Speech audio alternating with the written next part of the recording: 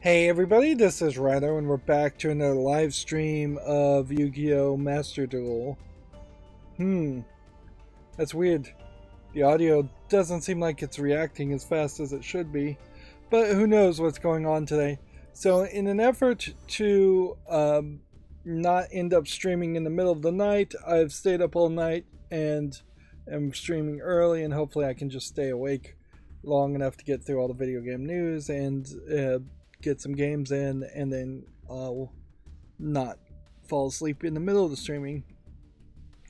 So apparently the month went early over because I guess it's in Japan. They decided to reset things on the 31st instead of wait until the 1st.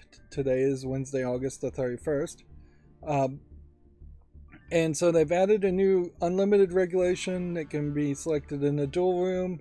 This regulation lifts all forbidden, limited, and semi-limited rules. That's very useful and important because effectively there was no way to play a forbidden card at all. I'm still waiting for them to just kind of get rid of this. It's not like there's something else I can claim here as far as this first Duelist Cup. And I didn't also, well, I guess maybe I could make it to Platinum if I win today, but I think I'm pretty much dead in the water with that too. We didn't get a daily quest. We have like 1 hour to do all of this.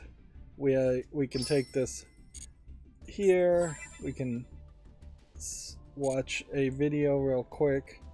As far as the duel pass, we can go to the shop and buy the gold pass for 700 crystals, and that should allow us to now receive like everything up until this point, including things that we earned when we didn't have the duel pass.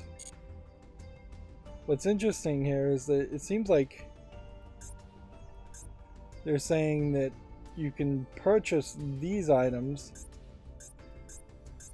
at a certain amount of crystals or currency, but that's not really what this means. This means you get this at level 50 and then you get the other thing at level 75, and that's probably unnecessary to go through all of that. I don't think we have yet another solo story that's unlocked, just the We to Marry solo story. Alright, so biggest thing to do would be to spectate now and then let that go through as quickly as possible. If it's an hour to the reset of all the daily quests, and it's an hour to the reset of the ranked gameplay. Let's see, we have a Twitter person here. Nebel is a pretty good source for video game news without actually being a video game website, and he has some Last of Us Part 1 early review scores. Inverse giving it 10, I assume, out of 10. Kind of funny. 24 video games 24/7 video games chronicles giving it all 5 out of 5. PlayStation Universe giving it a 9. Well played. Video Gamer giving it a 9. A lot of these names I don't recognize, I have to admit. Yeah, that sounds better. Just turning the microphone a little closer. IGN giving it 9, Telegraph 4 out of 5, Early Allies giving it 9, Open Critic of 39 critics giving it 87, Metacritic of 47 critics giving it 88. So, is there anything particularly surprising there? Not really. I mean, that is kind of what you would expect for a remake of a game that people really, really liked. It would be interesting if somebody else would be willing to do the comparison to see if the original Last of Us release was rated higher, but even if it was rated higher, it wouldn't be particularly so significantly higher that that it would matter. Cannot duel outside of the telling period, however your rank will not change and you will not receive. Alright, so got two problems here. We are already outside of the period, so we are in the tallying period, so I've already lost, which I thought I had already lost any chance of possibly getting a... Yeah, I thought I'd lost any possibility of making it to platinum, but we also have a prohibited card here, so the card updates have happened. So what is the thing that is now not valid? Standard regulation. We have, can only have one of these, and we have only one of those. We can only have one of these, and we have only one of those. We can only have two of those, and we only have two of those. Seems to me like the thing that's the problem here is just a fire formation is extra. So we can make a slight adjustment there. Which probably just means we should pick this and just add one to the deck. And I think that would be fine. I don't think there's much of a change I really had to make there. Yeah, just a slight change. They only really changed the rules on 4 or 5 cards in total, and so that really kind of highlights that the important, impactful cards are really only 4 or 5. Missed Revelation aired an hour ago, or premiered an hour ago on my channel, so that'll go for a little bit of time. Apparently Meta's Facebook gaming app will end in October, which I didn't even know such a thing actually still existed. I guess there was something there to that.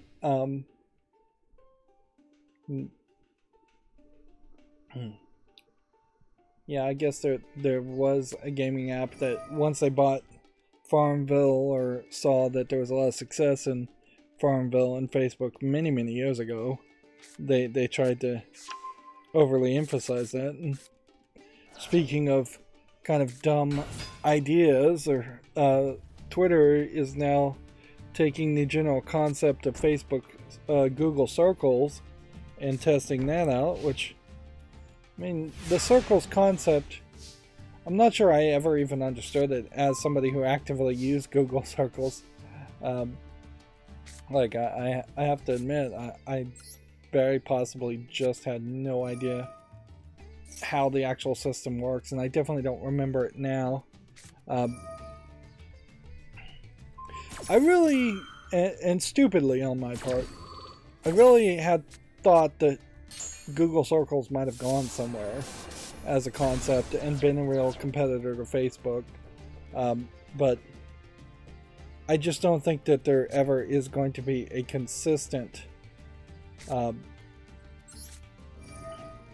place in which everything goes.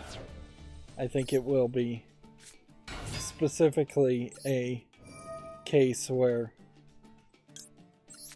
lots of people go one way and then lots of people go another way, and it's just going to be more splitting of the populace, and that there won't be a consistent place. Alright.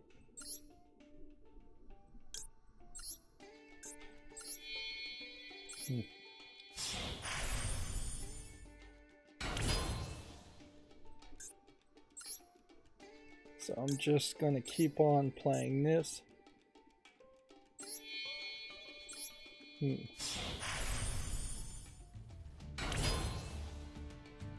And my plan here is to probably not end up too bad.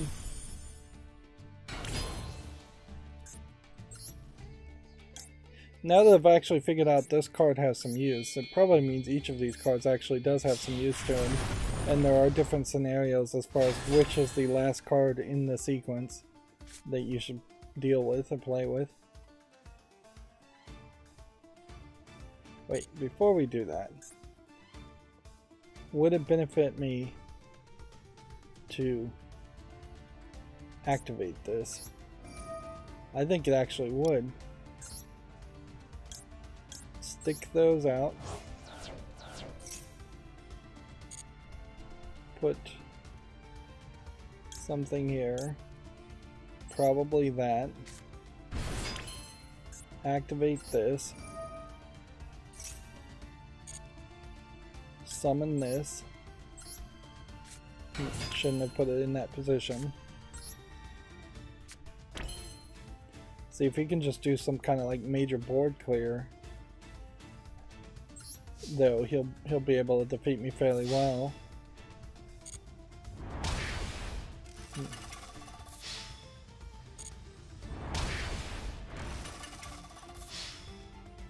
But yeah, in this pretty much win in this turn. I come over here. I now can summon Zeus, which gives me an extra board clear.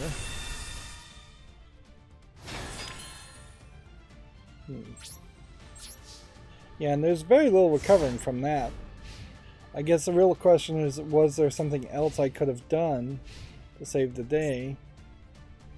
Possibly. I could have potentially won on the first turn. What is this card gonna do? Yeah, it's just drawing cards.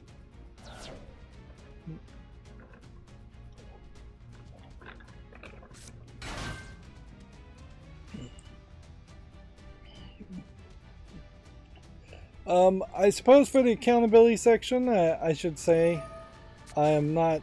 I didn't do anything over the past 24 to 48 hours as far as pre-recording videos or anything YouTube. I'm still working on my guest Wi-Fi Raspberry Pi setup. Now there is inherently a problem with the Raspberry Pi guest Wi-Fi setup in that no Wi-Fi router is going to be anywhere close to as good unless you have special made chips, ASICs as it were,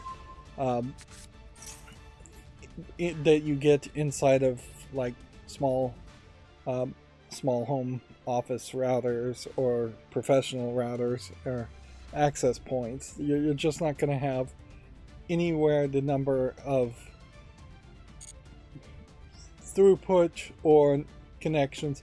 So there's basically a secret in installing the RASP AP software and turning it into an access point that you're thinking 10, maybe if you're lucky 15 to 20 connections at the same time, which if you were trying to connect an entire like house with a whole bunch of Wi-Fi, a whole bunch of like Wi-Fi connections like I have set up as far as smart devices, yeah, that would be messed up fairly quickly.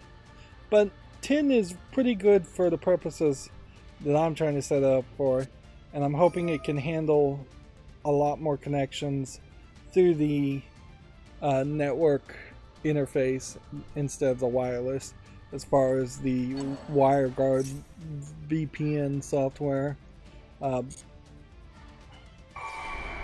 Like, I'm hoping there that it could potentially handle a full 254 to 255 connections of a subnet. Honestly, if you're getting anywhere close to 254 connections, then you're probably going insane anyways with the number of things you're trying to connect to a network.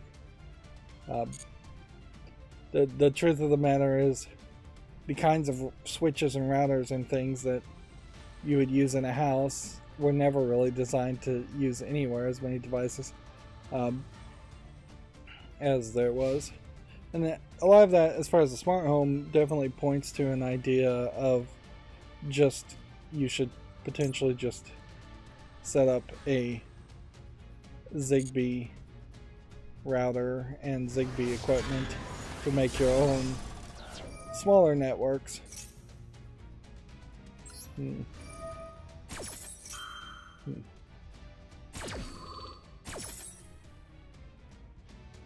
See, card to attach as XYZ material. Guess we'll take that.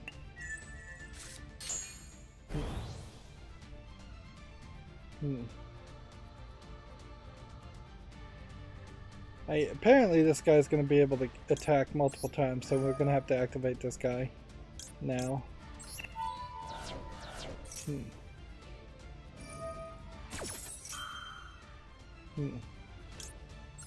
You want to do that? Then let's do it again.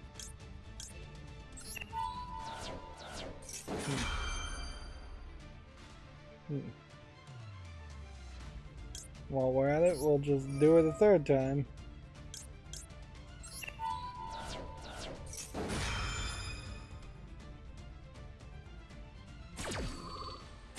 Doing it a third time would be funny if that destroyed my card.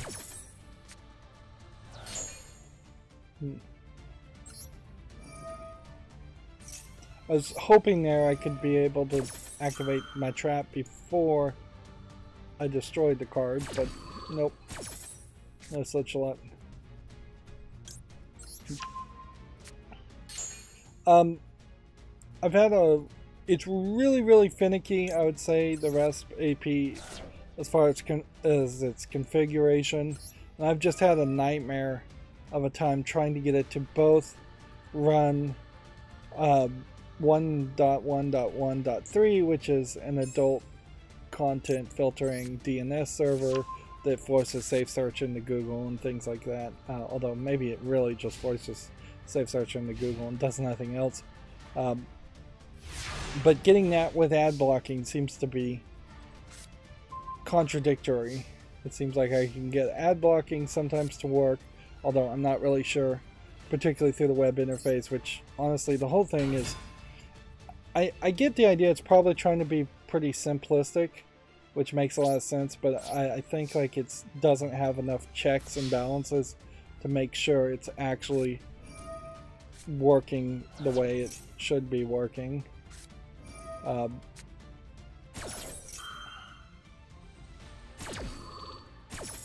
have no idea what he's trying to do there.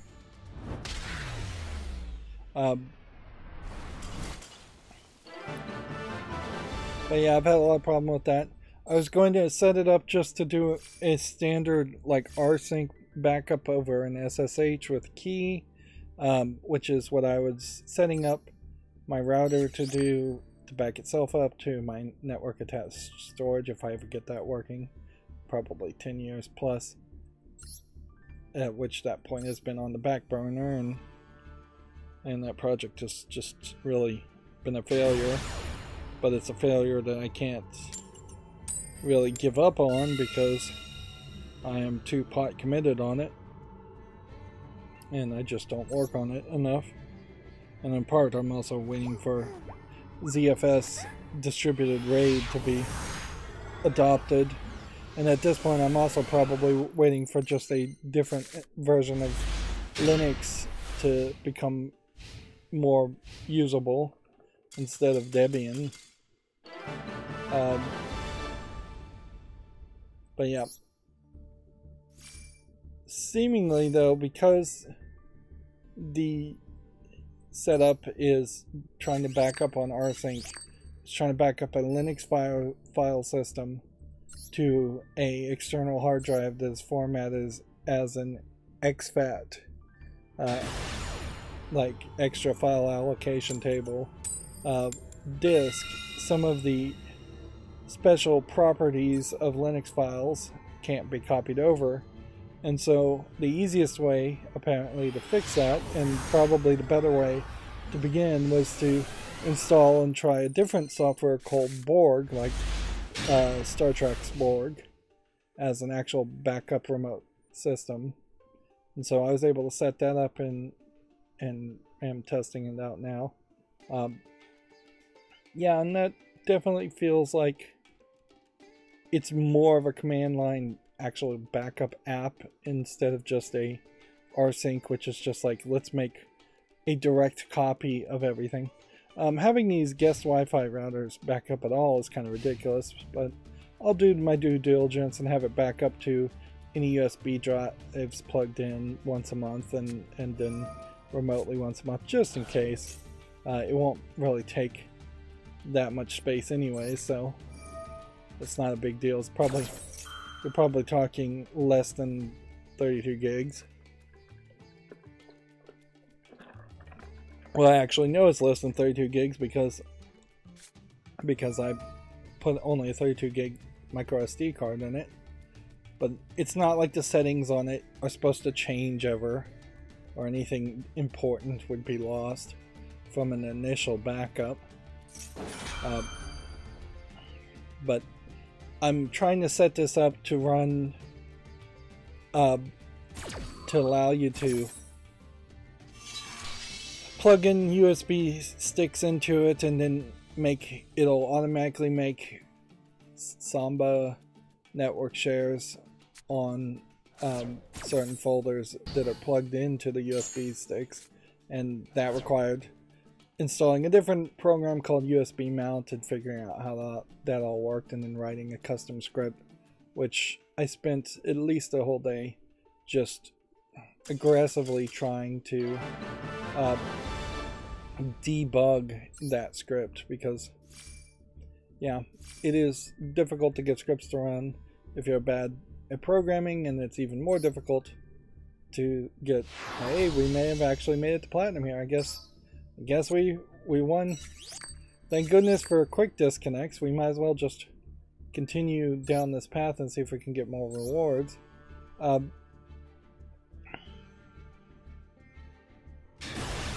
yeah, when you're making scripts, in this case in particular, it's a script being run in its own little sandbox kind of shell. It's given its own special environment variable that's passed on, that's not a global environment variable that I'm having to use. So it's not as easy as just like running it like a normal program. You have to kind of test things out and make sure everything's working right.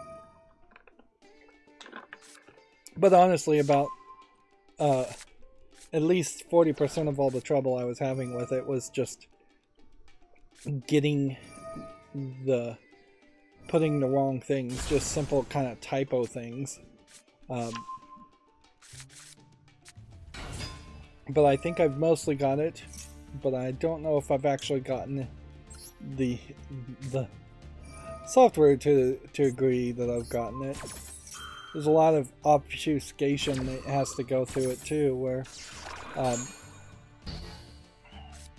I'm modifying like the default Samba configuration file to include other files, regardless of whether those other files exist or not, because effectively, if it is 8, it can be up to 8 USB sticks can be plugged in, even though there's only 4 ports on the Raspberry Pi. But yeah, if all 8 are plugged in, then there needs to be 8 different save files that all need to be configured and tested and included. So I'm basically jumping around between 3 different things trying to get everything to work. The good news is that if I got lucky, it could just all snap together and work, and then I could just be done with it and say, all right, I'm done. There's nothing more that I can think of to do with this. I could try and install a Plex server into it, but I don't really see reason to go for that. I could try and install like an AirSonic server and just continuously push services to this one device, but it'll get overloaded very quickly, either in hard drive space or in just in just the amount of CPU that's being used. So just letting it do its thing and focus on its one thing, or 2 or 3 things it's doing, is more than enough. Ironically, you could put in like a printer, plug in a USB printer into it, and then it would share that USB printer over the network. You could try and configure it to connect to another Wi-Fi access point and extend your Wi-Fi in a sense that way. But that's not really the best way to use it, I think. I also need to make sure it works fairly well.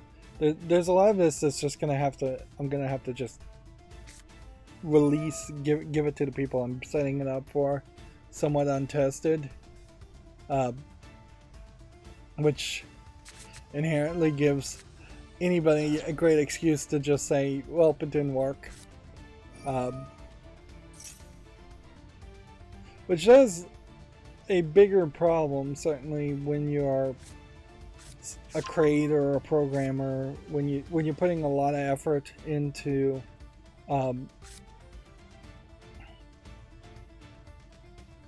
when you're putting in a lot of effort to make something, and then you I personally just don't have the skills to emphasize how much effort I put into things, and I don't want to complain too much, but I do sometimes feel like some of these projects I do get underused or don't get used at all, and you just never know. Going unappreciated, almost everybody thinks they're unappreciated, and almost everybody is right. It's not, there's not enough appreciation in a human's consciousness to appreciate all the people around them and all the things that people do for them.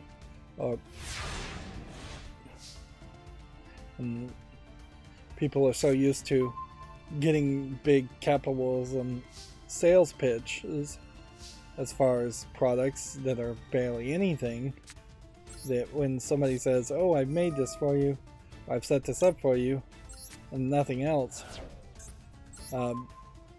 yeah, they don't really have the reaction that they might. And that's not just programming, that's like, think of what toys were in the 1820s, for instance. If a father spent 6 months to a year whittling a wooden duck for a kid, and that was their one Christmas present, that kid would really appreciate that, because there's nothing to compare to it. There are no plastic toys made by Chinese labor that are cheap and way better produced.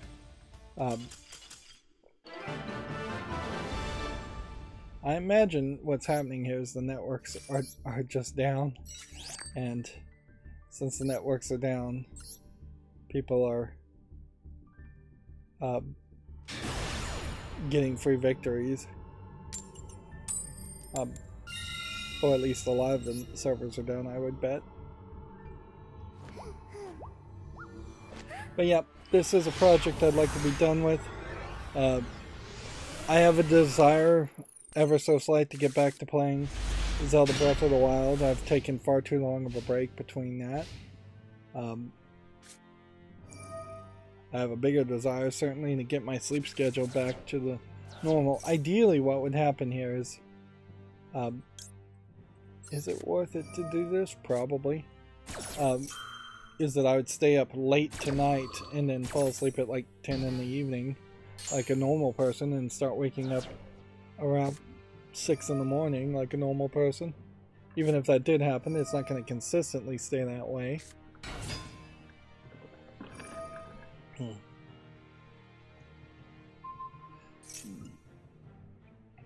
Horizon Forbidden West apparently has put out a latest update to give Alloy gay pride, LGBTQ plus pride.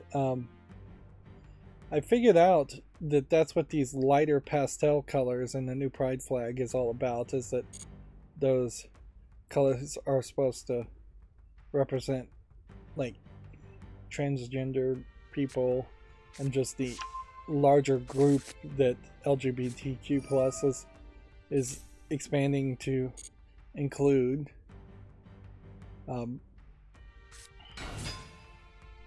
Which, okay, I guess that explains the new pride thing, but it also created a very easy division line where you could be swinging around the gay pride flag you had from 5-10 years ago and then get actively yelled at by some other person who is also LGBTQ plus positive for not swinging the new flag.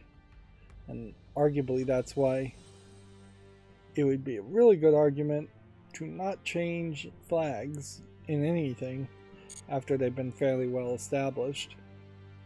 I think the United States flags probably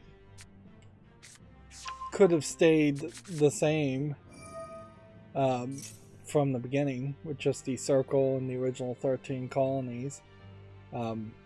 Perhaps there was some slight desire to get away from the 13, but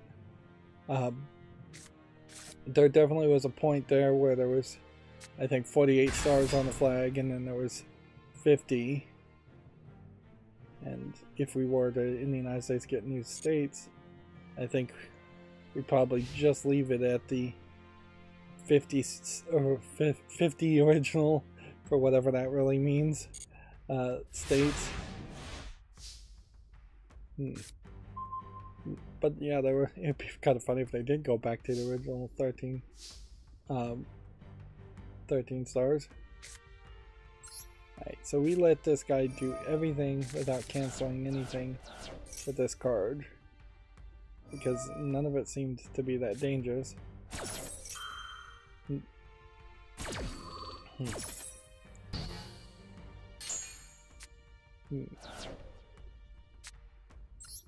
go and set that. Go ahead and set this and this, and in the turn. Apparently, Konami says it will announce a new game from a series loved around the world at TGS, but Video Game Chronicles source suggests it's unlikely related to the publisher's biggest classic franchises. I'm going down my Twitter feed, so instead of actually looking at the articles,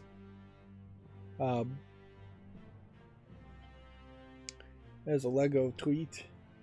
I've been fairly uninterested in Lego in the past couple weeks, or a month or two, which is not a terrible situation to be in, really, because I definitely overspent a lot on Lego, and I know the prices went up. I'm seeing that there is definitely some Lego stuff that is on sale right now, as they're potentially swapping out for next season.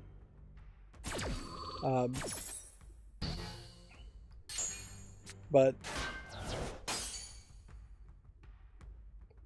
yeah, I just don't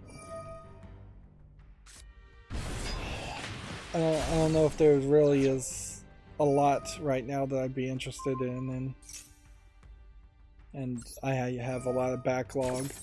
I also have failed to do the physical labor of moving my Lego display shelves around into their proper position.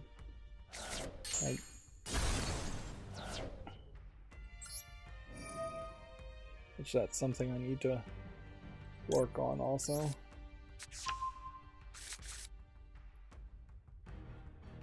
Apparently, Quantic Dream has been acquired by NetEase. Heavy Rain developer will be a Chinese company's first European studio. It's certainly somewhat understandable that Quantic Dream would get acquired.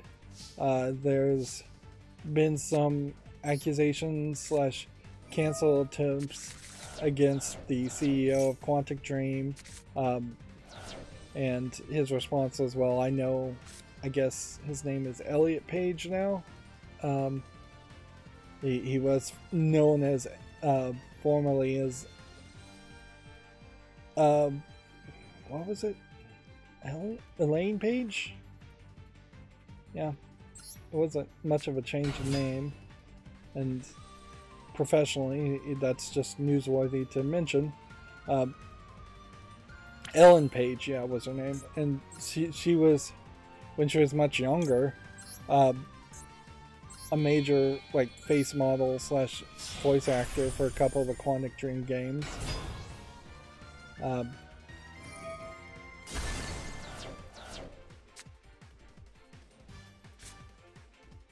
we're screwed here now. I screwed up. I don't know if anything would have saved me here. Anyways.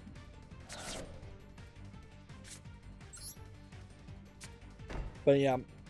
The bigger reason why I imagine Quantic Dream would have been a good pick for acquisition, though, is that they have always taken too long to make games, and they've been very gimmicky Telltale style games before even Telltale, that will really want to tell a story and make a movie more than make a video game. And then they integrated a lot of gimmicks into the PlayStation when they were PlayStation exclusives. They also took a really long time to get their games to come to Steam and PC. I'm not sure 100% of their games actually did come to Steam and PC. And none of their games were particularly that interesting. Whereas if Quantic Dream perhaps had done more like the Dark Pictures anthology, and they were just constantly churning out games, that they might have had more of a future. But yeah, very few people can be Steven Spielberg. Arguably, even Steven Spielberg shouldn't be Steven Spielberg, in the sense that for a long time there, Steven Spielberg was taking a very long time to make a bunch of movies. The Avatar, James Cameron, I think, is even a better example of somebody there, instead of saying Steven Spielberg, that does that. With it being like 10 years now, I think, since Avatar 2 was first announced. And of course, NetEase and Chinese companies just want to do business and buy influence. So they're either buying influence because the Chinese government wants them to buy influence, or they just want to get out of the thumb of the Chinese government, and thus they want to get out of China as best as they can, or as much as they can, which isn't that much. That's my jaded assumption pretty much for everything.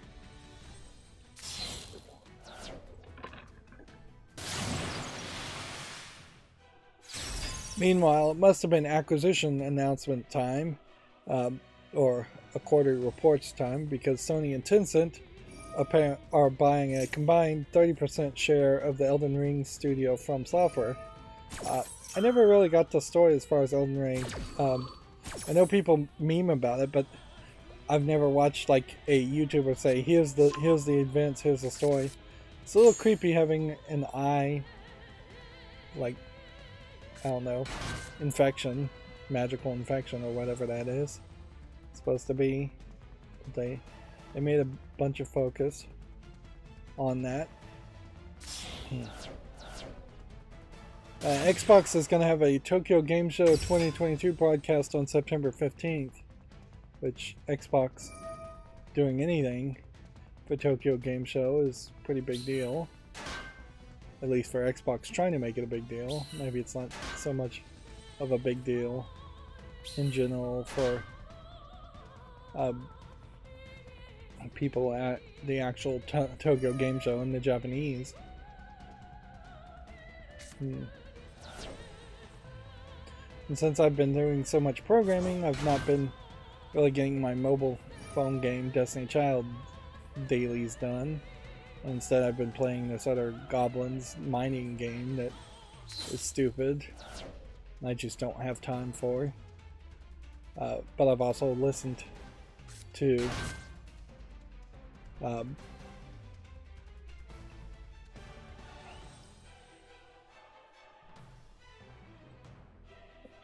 yeah, I've also had so much free time that I listened to the whole Giant Bombcast. This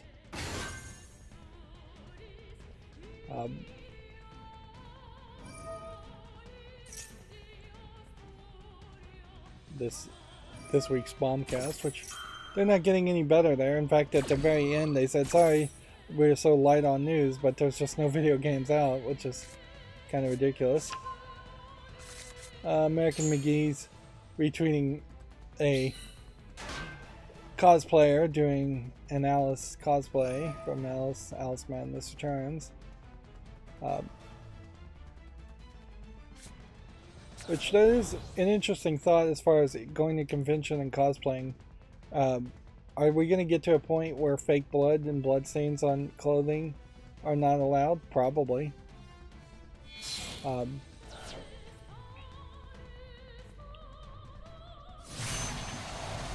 Yeah.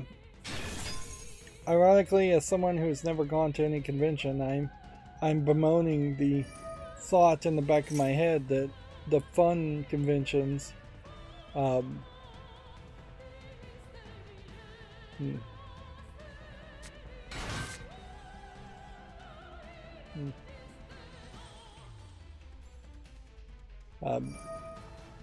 yeah, what was I saying?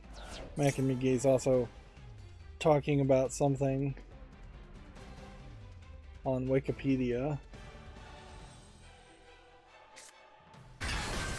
Something about, like, really not something I even care about, but he's like, "It's strange that the editors decided this story to share, and no wonder it presented with no other context or understanding these people, wondering where my head's at in general, and specifically why I don't hold a grudge against transgender people." Well, it's like,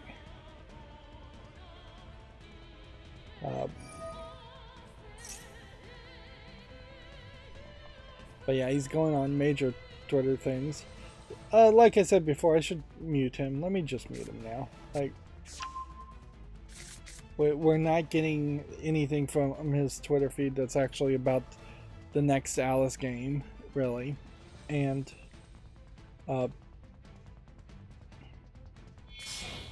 he's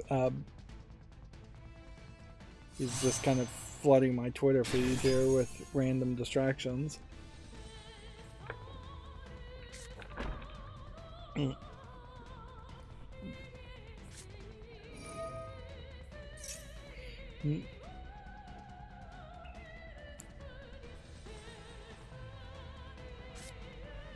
Oh, I don't even know what I was talking about before. Yeah, I was saying, yeah, it's a shame because had I been more outgoing, which I should have been in my youth, I would have probably enjoyed going to like an anime convention, even a comic book convention, even as someone who's not a fan. I doubt I would ever engage in cosplay or anything like that, but I definitely appreciate good cosplay when I see it. Unfortunately, I also think that the vast majority of cosplay is not good. But there is just an increasing commercialization and mainstreaming that's happening at conventions, and even E3 letting in people, I think, will eventually, if E3 comes back, lead towards a case where we see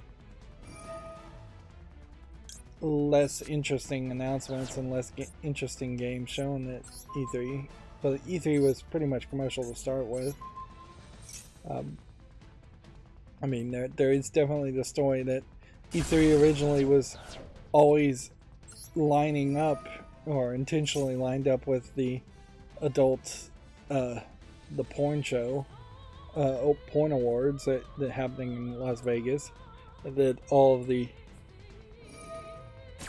management of the video game companies and the mainstream video game people allowed into E3 were spending some extra time going to the porn awards. after the E3 events and meetings had been taken. But also, I suppose it's something that I really have no right to complain about, because when the opportunity was available to me, I didn't take advantage of it anyways. So it's my own darn fault for not going to a comic book convention or an anime convention.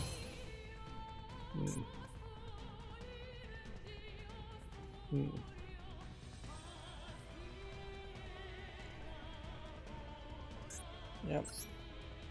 Although also when I was younger, I have to admit that it would have been a hell of a sales pitch that I would have had to make for my parents to potentially let me go to an anime convention, considering they didn't even know what anime was. And hopefully, I'm still hoping at this point they still really don't know what it is.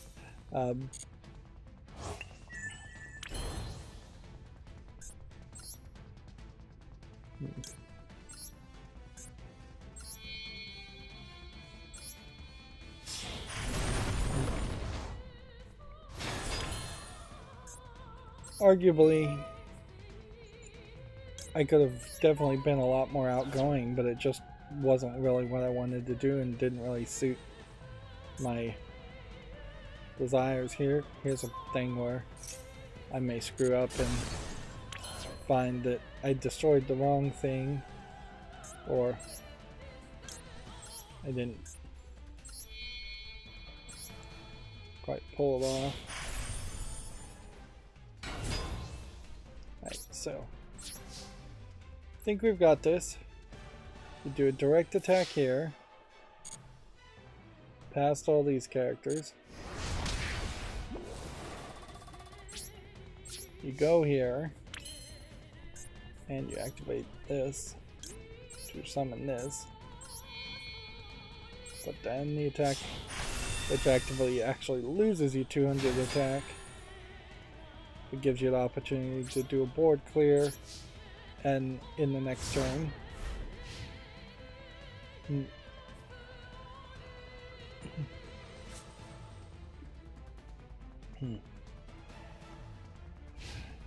X-Play, I'm still kind of following him on Twitter, although I'm really not paying any attention to them. They're having someone play Resident Evil 4, which is really bad time to play Resident Evil 4, I say, as somebody who would really like to play Resident Evil 4 at the moment.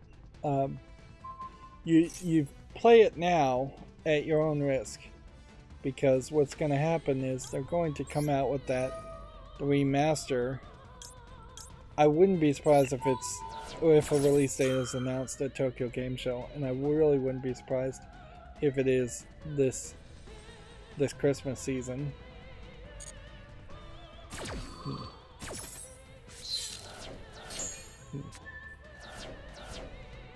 Of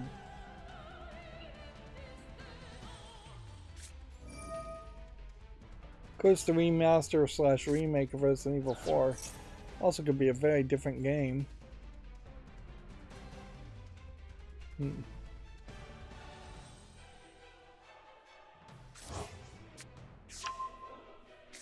But yeah, my channel going back and playing Resident Evil 4 is different, because my channel never really plays brand new games, and doesn't have the budget or the manpower to cover brand new games, where you would expect X-Play, which is probably spending money hand over fist, would cover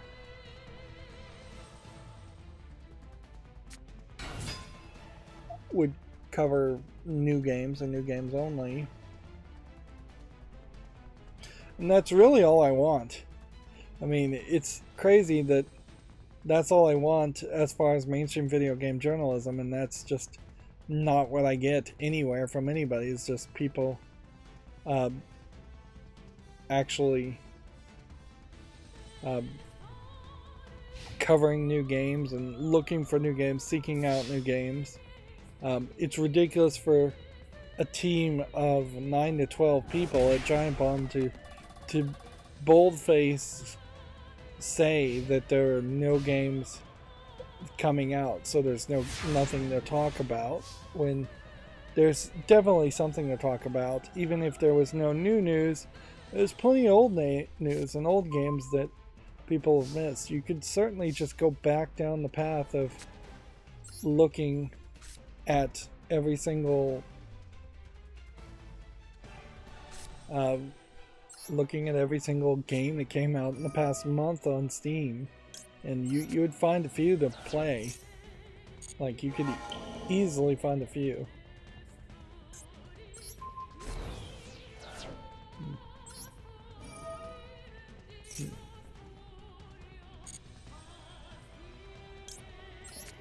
Toss this. Activate this. Send that to the hand.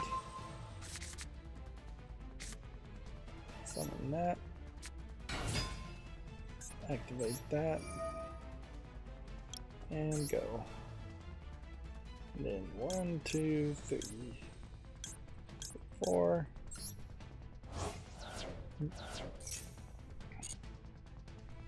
Summon that.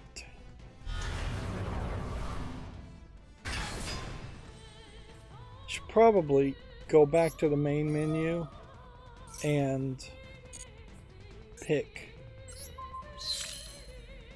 like, just collect all the daily quests just to be certain.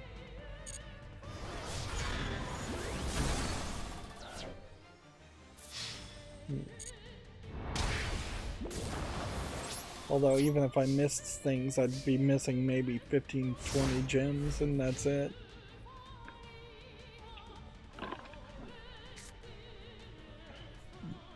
Alright, an hour in, and having not really said anything, just kind of warming up. We talked about this, I think, at the end of the last stream, that Video Game Chronicle says Gungrave Gore may be coming to Xbox Game Pass on day 1. Okay. Facebook is ending support for its gaming app. We talked about that. The Multiverses Guild and Store are still a bit out, but lots of cool things are coming next week, so I guess still built out is a way of saying that they are not coming anytime soon. Warner Bros. Is going to launch UK Games Academy with Rocksteady Studios. The program will offer a bespoke curriculum developed in partnership with Next Gen Skills Academy. That definitely feels to me like that may be one of those scenarios where they are trying to spend money before they get fired. Some middle manager or CEO saying, hey, let's do something that looks good, and that the remaining new AT&T or Discovery Plus or HBO Max, whatever it was that acquired WB, like, the new people in charge would look bad canceling this, so let's just push us through and commit some amount of money working with some other company, and hope that they just don't bother to come back and cancel the deal after the fact. Oh, I guess it is more than just a couple things. Lifetime's not important. Let's get back into the game.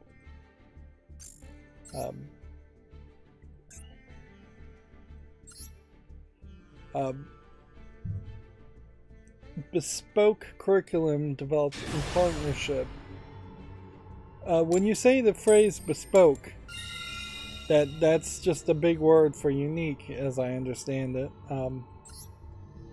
Which curriculum really shouldn't be unique. And inherently, there is a problem.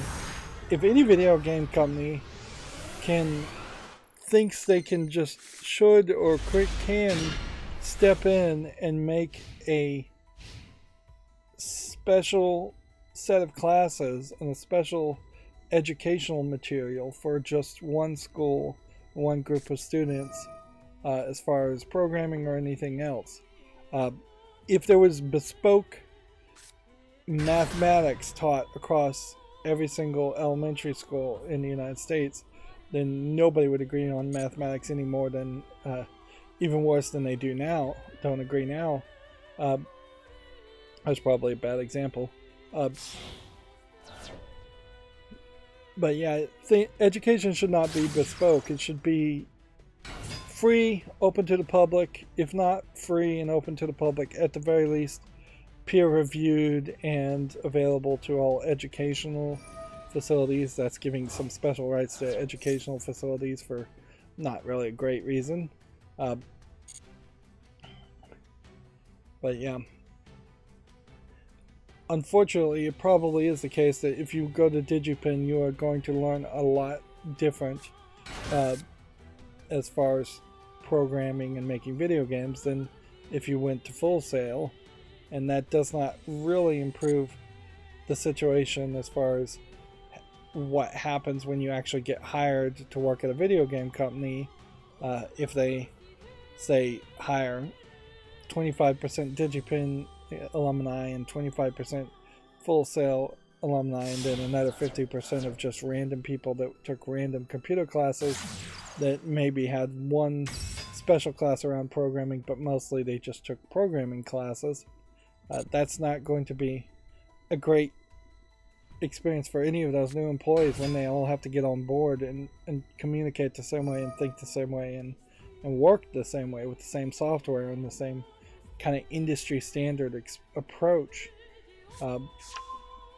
And inherently, like most jobs, I imagine day one is a shock to most new fresh out of college hires for programmers, as you are quickly told, oh nope, we actually do this completely different, and nothing you really learned in college is going to be familiar to you as far as what you're doing here. You'll have some minor foundation of education, and you'll know generally what to do, but you're going to really have to relearn everything, not from scratch, but from the halfway point.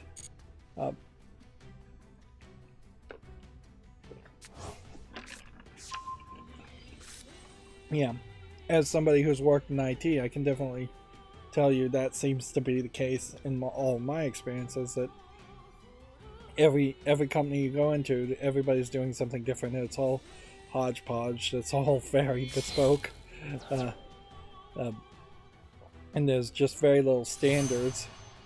And perhaps that's why IT nerds are so big on having many standards and grasping to standards as much as they can, because outside of those small victories, they're drowning in a lack of consistency in standards.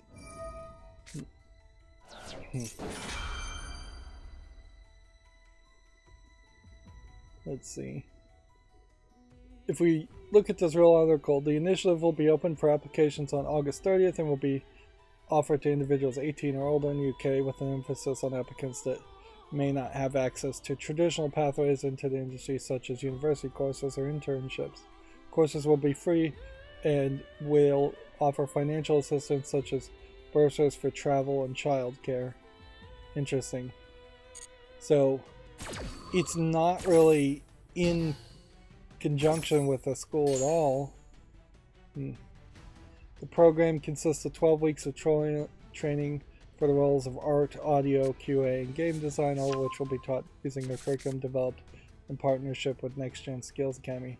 Almost certainly Next Gen Skills Academy thought up this idea, and this is a way to advertise themselves. And I question how free is free in that case. And certainly you're not going to educate too many people there, 30 people at most. It really sounds like an opportunity, even as somebody who wanted to be a video game programmer, that at age 18 I probably wouldn't have gotten as much out of it as I would have liked, and probably would have blown it quite a bit.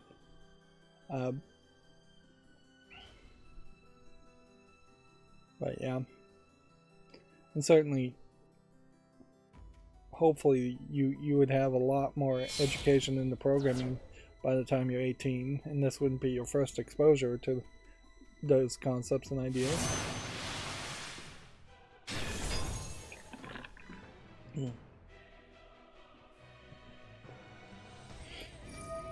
Let's see. The European PlayStation players get more platinums than US players, Sony reveals, but the most difficult trophies are earned more in Japan than the rest of Asia.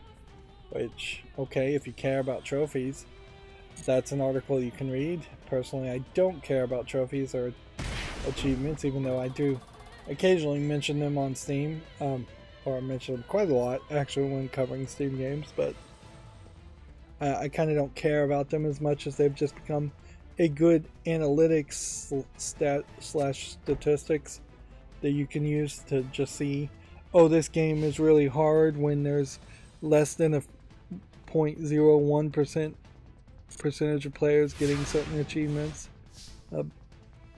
Particularly if you can suss out an achievement that is obviously the achievement you get for beating the game on just beating the main story of the game.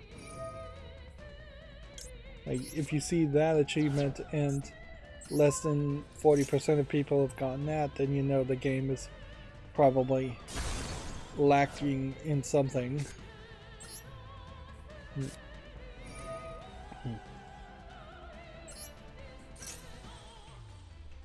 Apparently a game called Assassin's Creed Mirage is reportedly set for release in spring of 2023. The game is expected to be a smaller, stealth-based experience set in Baghdad, which in a lot of ways I guess that would be going back to its roots in a lot of ways. This is first I've even heard of a game called Assassin's Creed Mirage though. So yeah.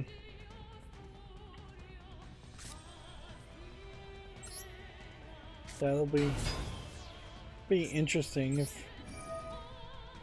if that came out. I screwed up here.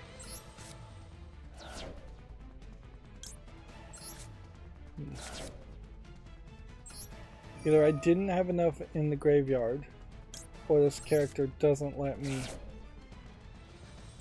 pull anything out of the graveyard.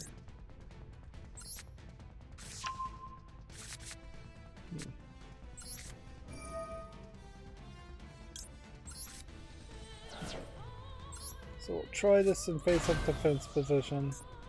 We'll see if we can activate this effect.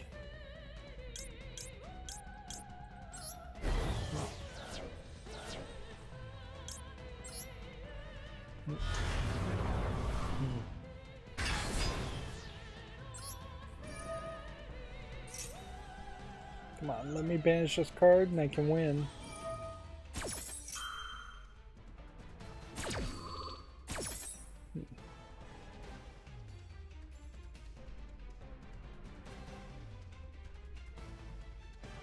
Come on, let me win.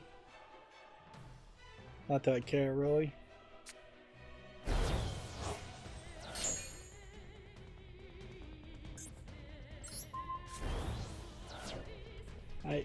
We are back, potentially in business.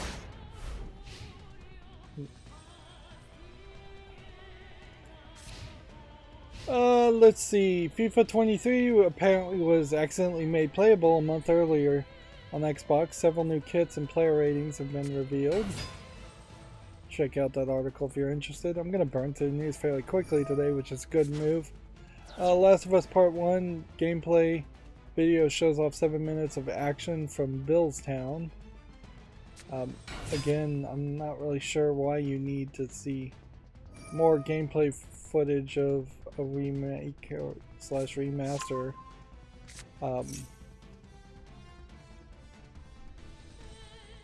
We may be in a situation here where the remake is being called Last of Us Part 1 instead of the original game being called Last of Us Part 1. Which, if that is the case, then I've been completely oblivious to that and confused. Let's see. September's Xbox Live games of gold titles have been announced. It includes Gods Will Fall, Double Kick Heroes, Thrillville, and Portal 2, which I'm fairly certain Portal 2 has been on games with gold at least 2 or 3 times. And it's a great game, certainly, but it is getting to the point where we're starting to see how games like Gold is effectively cycling in and out the same 100 or so good games. It may even be 200, 300, 400 or so good games.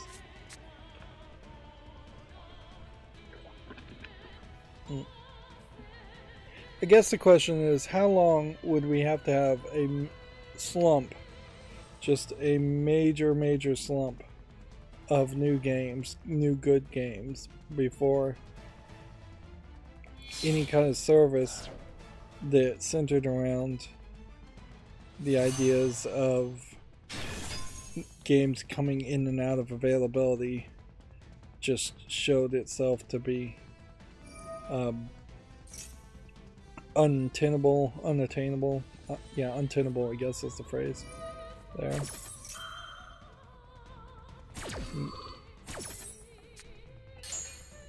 It would have to be probably another 3 or 4 years, so on top of 2 years of COVID pandemic slowing things down, just another 2 or 3 years. Yeah, that doesn't make a lot of sense. If you could go 4 to 6 years in total without a lot of new games, a lot of people would probably phase out of that and just stop playing games as much, and or they would just return to classics and say, I have enough old games I can play that I don't even care about the new games. You definitely will lose a lot of your audience in 1 year if you just manage to not come out with your annual Call of Duties and FIFA games and games like that. You'll lose those audiences for a decent amount of time. Moving on, Shovel Knight Dig and Horizon Chase 2 are coming to Apple Arcade next month, which I still am shocked that Apple Arcade is still a thing. I forget about it. FIFA and eFootball Challenger UFL has been delayed to 2023. This UFL, let's see. I don't know if this is an actual game. I think it is. I know there is also this, I think, actual competitor to FIFA, the actual football league, football club FIFA, like a Saudi Arabian football league is trying to become a competitor. Yeah, it says this is a free-to-play game. It's about 80% complete. Let's see. Cyberpunk Edge Runners gets a new not safe for work trailer and a Netflix release date. The anime series hits the streaming service in mid-September. I've very much been not enjoying a lot of stuff on Netflix in the past few weeks. Instead, watching garbage on Hulu.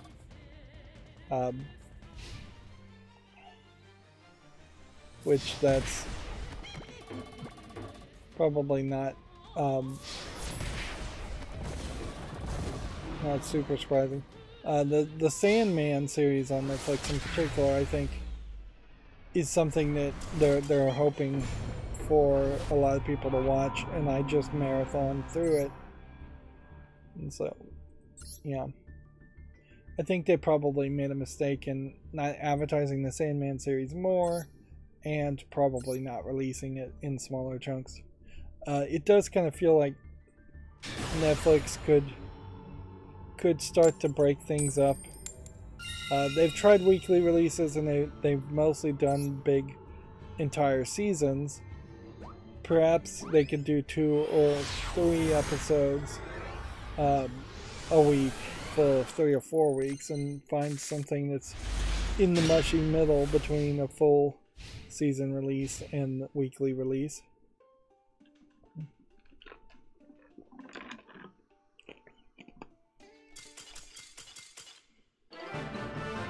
Hulu released a Steve Carell show called The Patient, where they just released the first 2 episodes, which really didn't get you very far. Like, this Steve Carell is playing this old Jewish psychologist who gets this patient that decides to kidnap him and claims that he's obsessed with killing people and that he's a serial killer, but he seems pretty obviously to be lying about just everything. He lied about everything when they first met, and he's, I think, still lying. Arguably, I think, if I'm going to take a wild guess, they've made a special point of showing him playing the sounds of this patient peeing for a very long time. So my guess is he's tall and skinny. He's probably has kidney failure and is dying of that, and has decided to play some kind of crazy game. That would be my guess as to what's going on. But there's a bunch of mystery and intrigue. The other thing certainly could be the case that it might be that Steve Carell thinks he's a psychologist when he really isn't, and he is actually crazy. He's the crazy one, as it were. But I didn't see a lot of evidence of that. So it's a story that might go somewhere, but it's also a story that might just go nowhere. Let's see.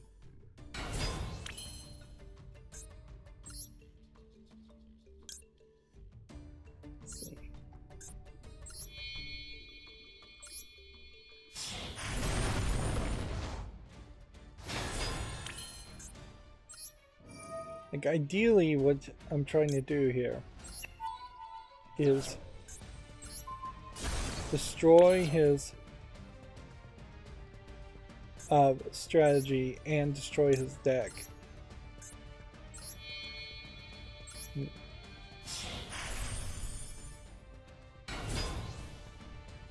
And we'll see if we can pull that off, because that's definitely asking two different things.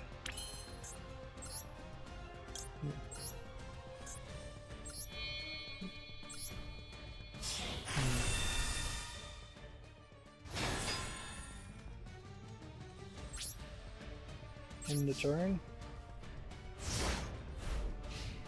So, like, ideally he'd just play a bunch of cards and then I'd just be able to totally destroy a strategy from this point.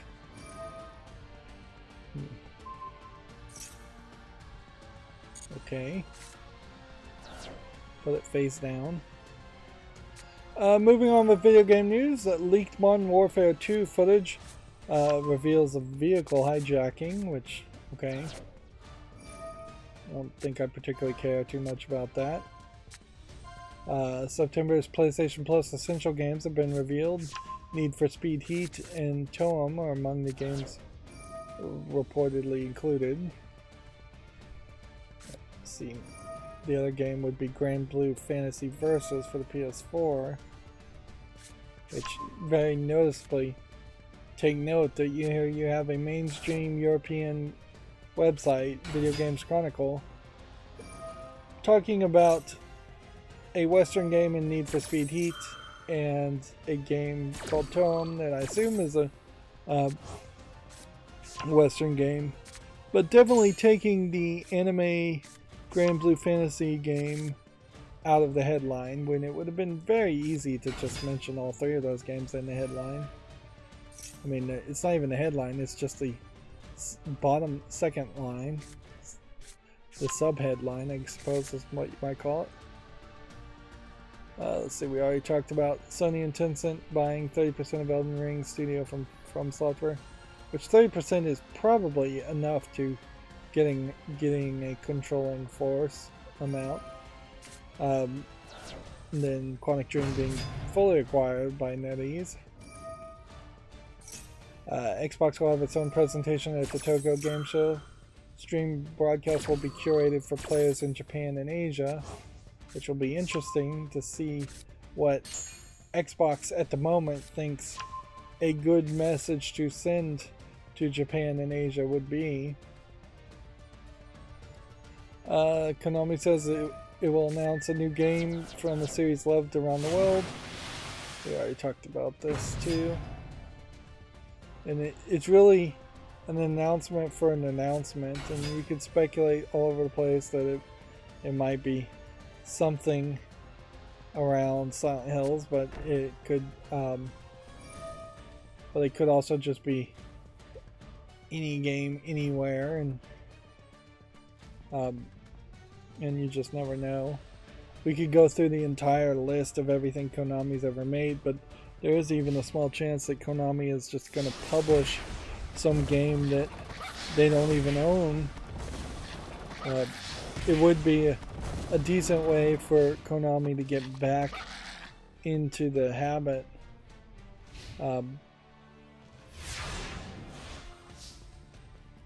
Also, is that if they actively publish some other game,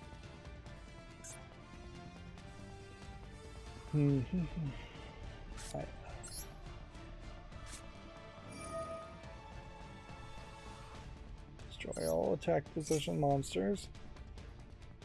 See if you'll cancel that one.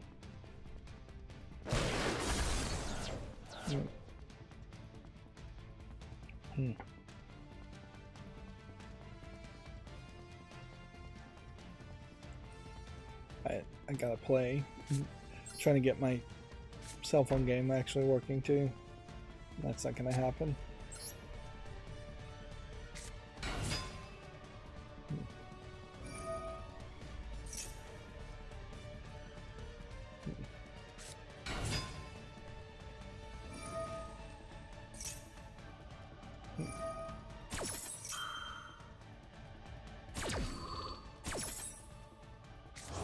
Yeah, the problem with this deck is it's pretty much impossible to win. Yeah, it really is just pointless though to speculate on what Konami will announce, instead of just letting them announce it at the Tokyo Game Show. You're talking 2 weeks at most, 2-3 weeks at most, for the Tokyo Game Show. Let it just happen. It won't be any earlier than Christmas by the time any game comes out. Like, I seriously doubt the Japanese would ever announce a game and say, oh, it's available as we speak. If he destroys this card, then I'm done for.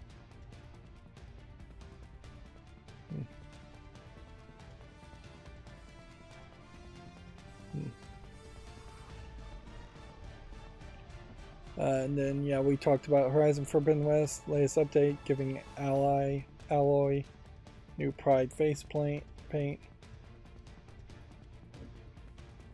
Which, even in the aspects of a video game that is very performative,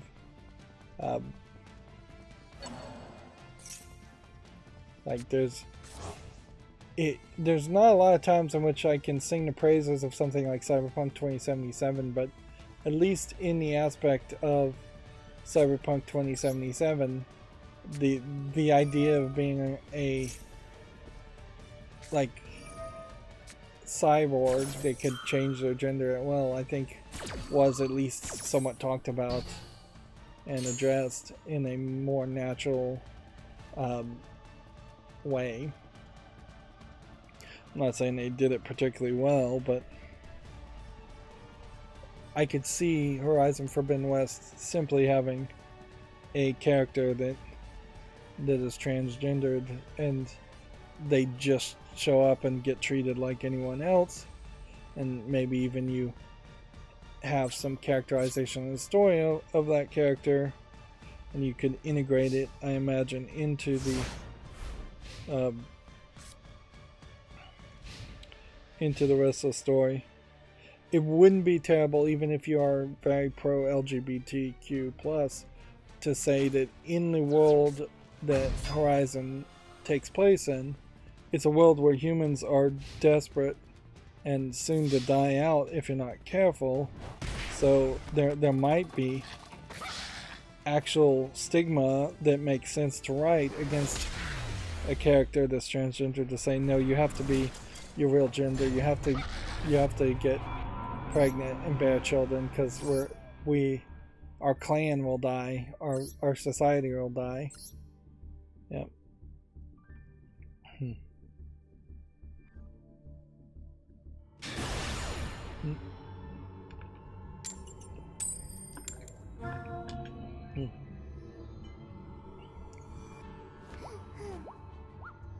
But yeah, just having a skin, having different face paint on it, and inherently this is still that kind of bloated face that they made. Like it just never changed or looked better. Even the neck looks a little bloated. It almost feels like there should be a explained storyline as to why it just looks so puffy. I mean, and don't get me wrong, this is hardly a fat woman by any means, face, but it does just seem like a little bit puffier, a little bit more bloated than what we're used to seeing in every other 3D model of characters, where there is pretty much never an ounce of fat put on any character.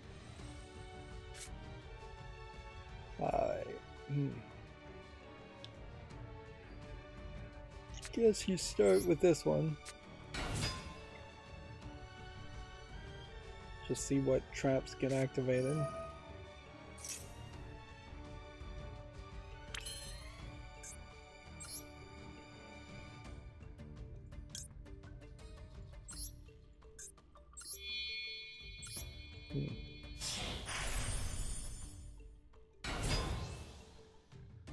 Okay.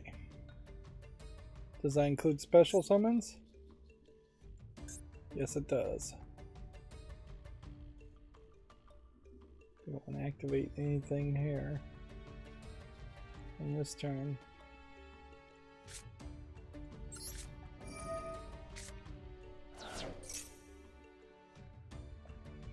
See if he wants to activate any other traps.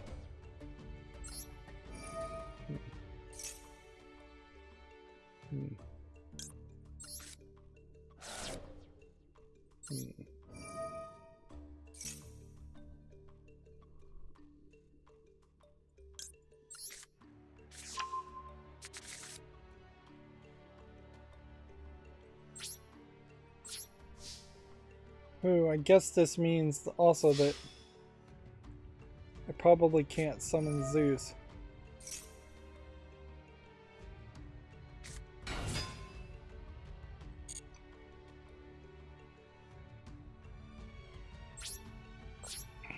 Yeah, I definitely won't be able to summon Zeus here.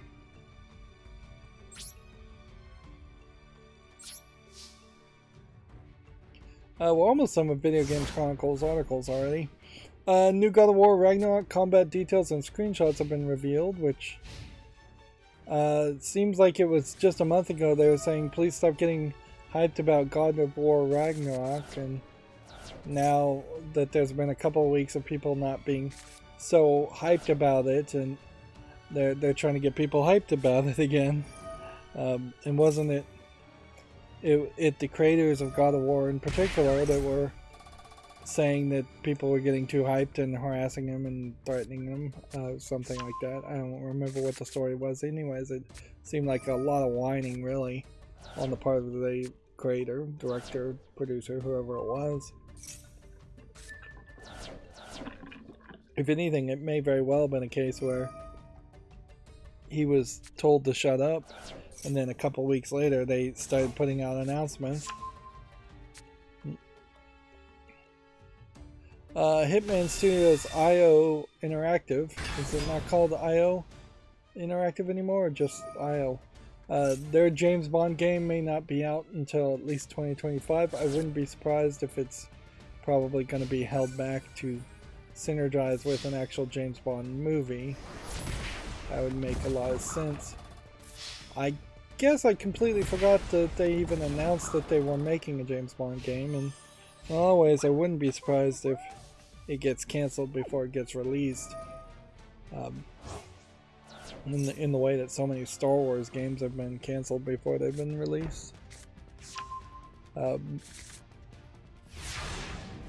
Inherently, I also just don't know if there's as solid of a backstory and foundation to James Bond that makes a good James Bond game. Like, it really just can't be a first-person shooter or GoldenEye 64 clone. You've got to have some kind of narrative and probably some other gameplay mechanic.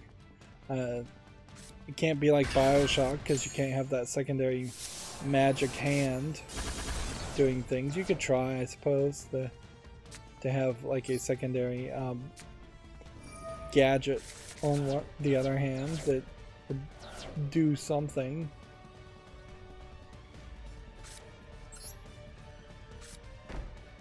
Okay.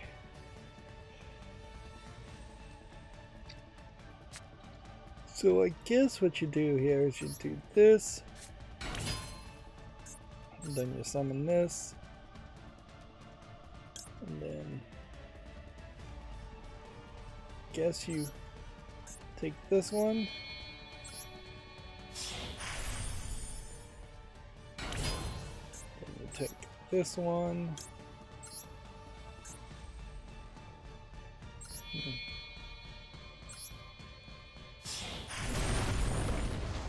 then you activate this, and you hope that lets you actually destroy one of these two. Nope. Did not.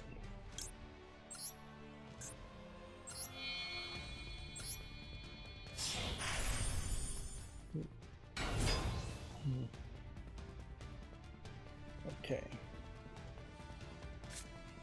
Activate this effect.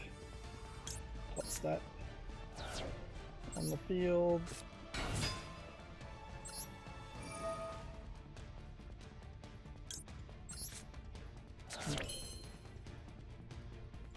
Activate this effect. Summon our first guy.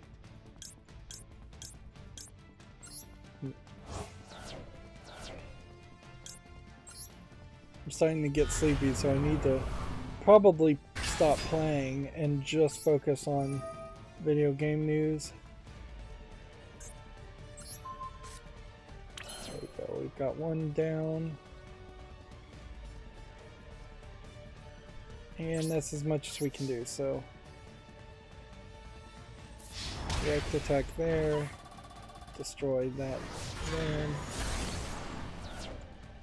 attack there, do this, special summon Zeus.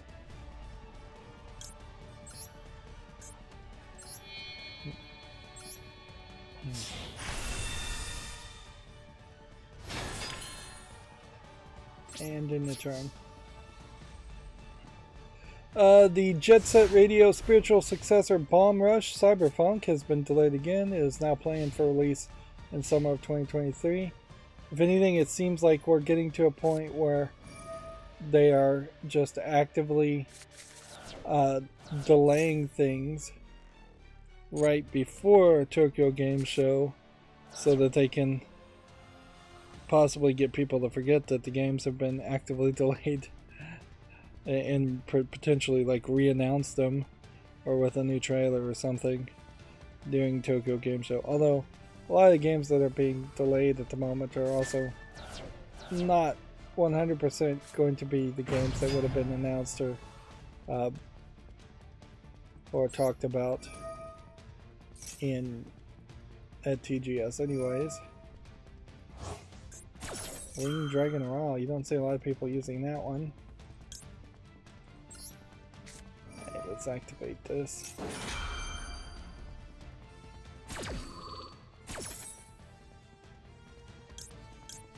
We will bring back the big tier people.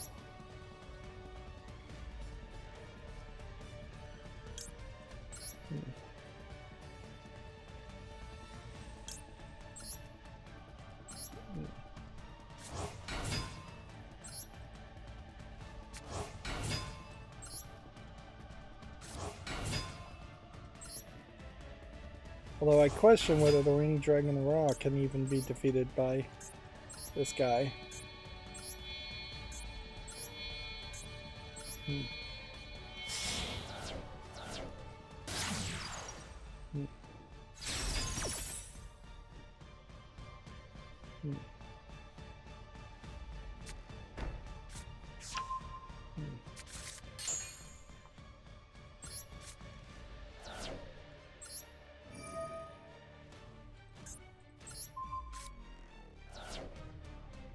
Well, there we just defeated him. And typically when you are putting this many trap cards on the field, you've run out of moves. I think we already talked about September's PlayStation Plus extra and premium games.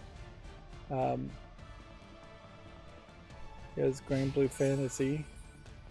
And here's a picture of Toem, which is just this black and white game.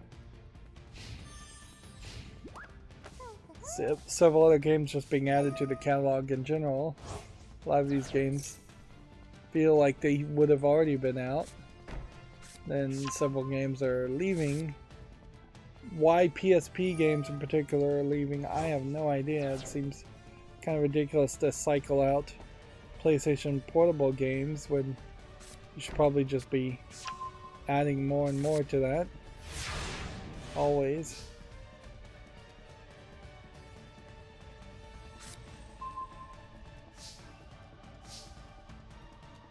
Okay. Summon this.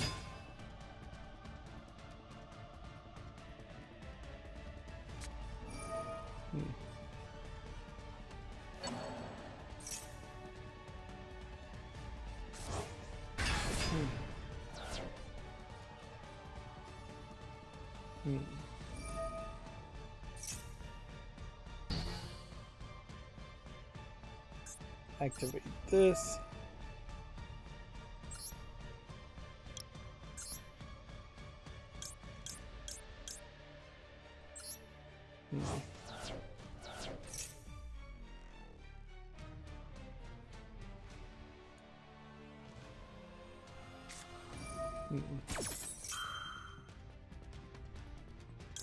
Go ahead and cancel that card. I hope that's a good move. Yeah, I'm starting to lose steam here.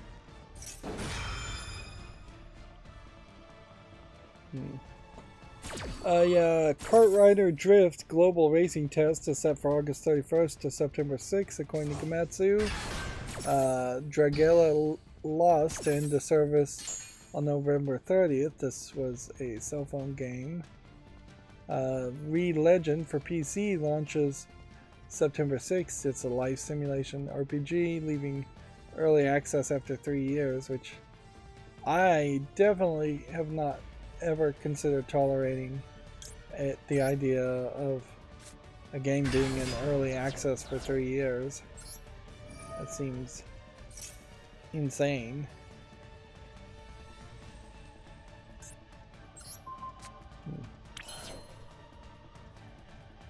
Alright.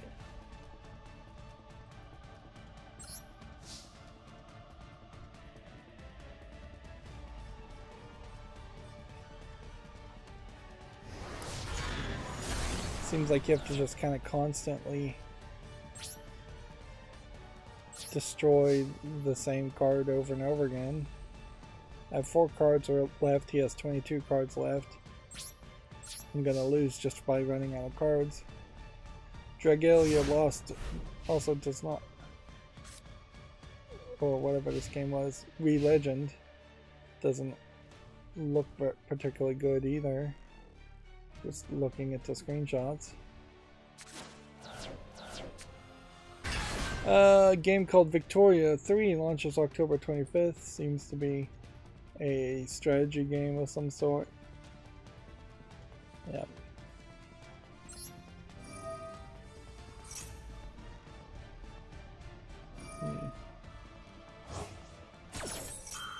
Just pulling out every trick here.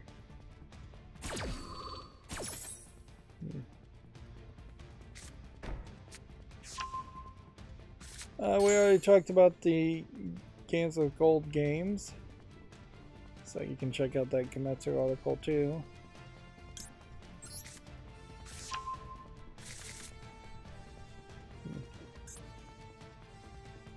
Do I have anything more? I think I'm probably out of tricks at this point, unless I can summon this guy. But for me to summon this guy, he has to special summon a whole bunch of cards. Honestly, you can just win by attacking if you can attack with both.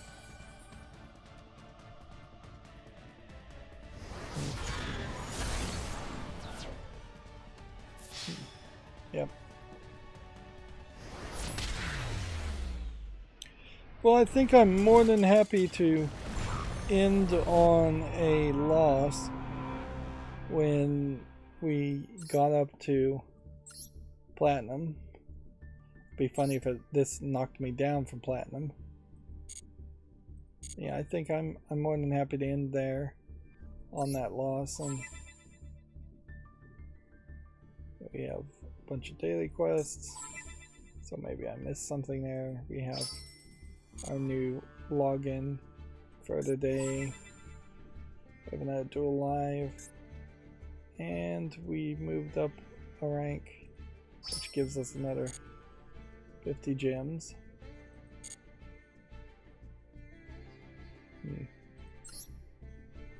And certainly we could go ahead and just receive all of this. Bunch of crafting points. I guess that's the only thing that the Duel Pass really is helping you with more than anything else, is that you're getting crafting points. Do we have enough to do a 10 pack? Yes. But I think at this point we probably will. We're okay to only do a 10 pack and grow our reserve a little bit, because we didn't get any new cards or card changes here. So if the draw pool was going to evolve, doesn't seem like that really happened. And meanwhile, there wasn't enough changes to really justify trying to build a new deck. And even if you were trying to build a new deck, I doubt you would try and do it through this legacy cards. We're perhaps getting a smaller percentage. Yep, 3,994 is still the same number as before. That's not what I meant to look at. Spectating no Duel Live, which is to say to not really spectating no Duel Live. New Joe and Mac Caveman Ninja launches in November for the PS4 and 5 and the Xbox One and Series and the Switch and PC.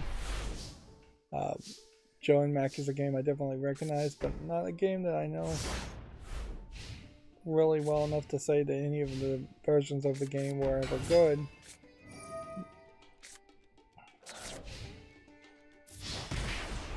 Let's see. The amount of gameplay being shown here is fairly low. Seems to be a lot of platforming and maybe some puzzles, and that's about it. And maybe some co-op in it. SNK's Yasuyuki Oda says that both parties are interested in an SNK versus Capcom revival, which, okay. Like, yeah, SNK characters haven't really had a ton of stuff going on for them and Capcom with Street Fighter V is going in a different direction, so it wouldn't be a terrible idea for them to bring back Capcom vs. SNK and highlight some of the older characters. A game called Horizon Chase 2 has been announced for consoles, PC, and Apple Arcade. It looks very much like the standard racing game. Maybe there would be something newer there, but or interesting there. It looks fairly decent, but it is just a racing game. Cyberpunk Edge Runners premieres September 13th. I haven't even gotten to the point where I have watched The Witcher 3 second season on Netflix, so as far as trying to stay up with watching TV shows based on video games, I've dropped the ball there.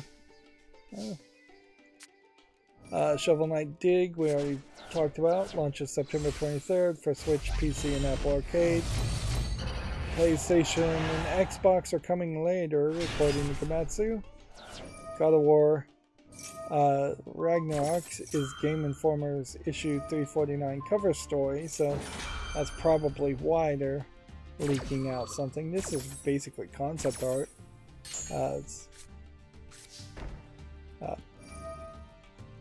There's real questions as to whether Game Informer deserves to really exist or not, and probably doesn't, but it will continue to exist nonetheless. Kimco RPG Selection Volume 10 for PS4 launches December 15th. Ooh, look at this animation. It's the Destiny board. They summoned Destiny. Which, yeah. I don't think too many people actually play the Destiny board as a strategy. And see, if I was to go back and say, let's spectate a new game, it would be a completely different game. Yeah, it has to be a completely different game, otherwise the whole system and service doesn't make any sense. Yeah, we know it's a different game because it's a different face. Wonder if you can leave. Yeah, you can quit the replay.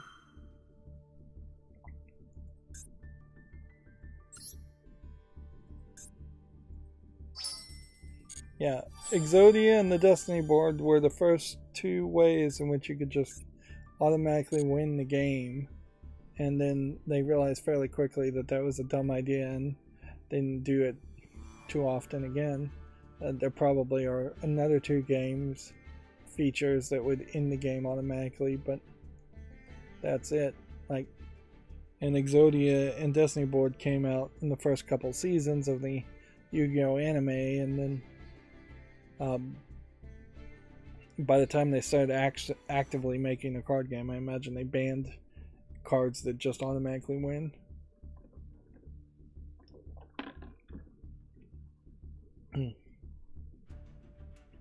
Honestly though, Exodia and Destiny board probably still affect the designer cards to this day, because there's no way that you could have other cards that let you place trap cards or summon small effect creatures into your hand like the Exodia body parts.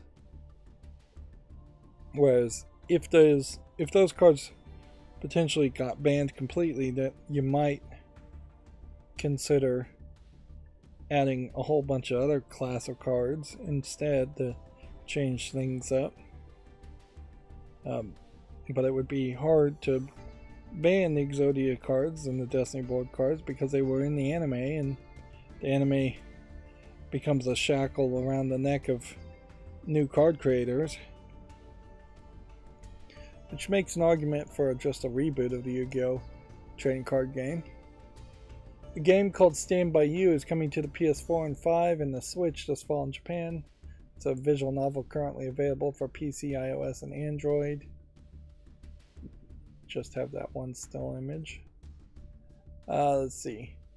Kimco has announced their Tokyo Game Show lineup, which will be Cross Tales, Space Marshals Collection, Zombie of the Dot, Overrogue, Alpha Dia Neo, Isekai Rondo, Onshamo Isekai Mo, Black Nanodoi, Kokokara, Sakai wa White Life, Mezashimasu.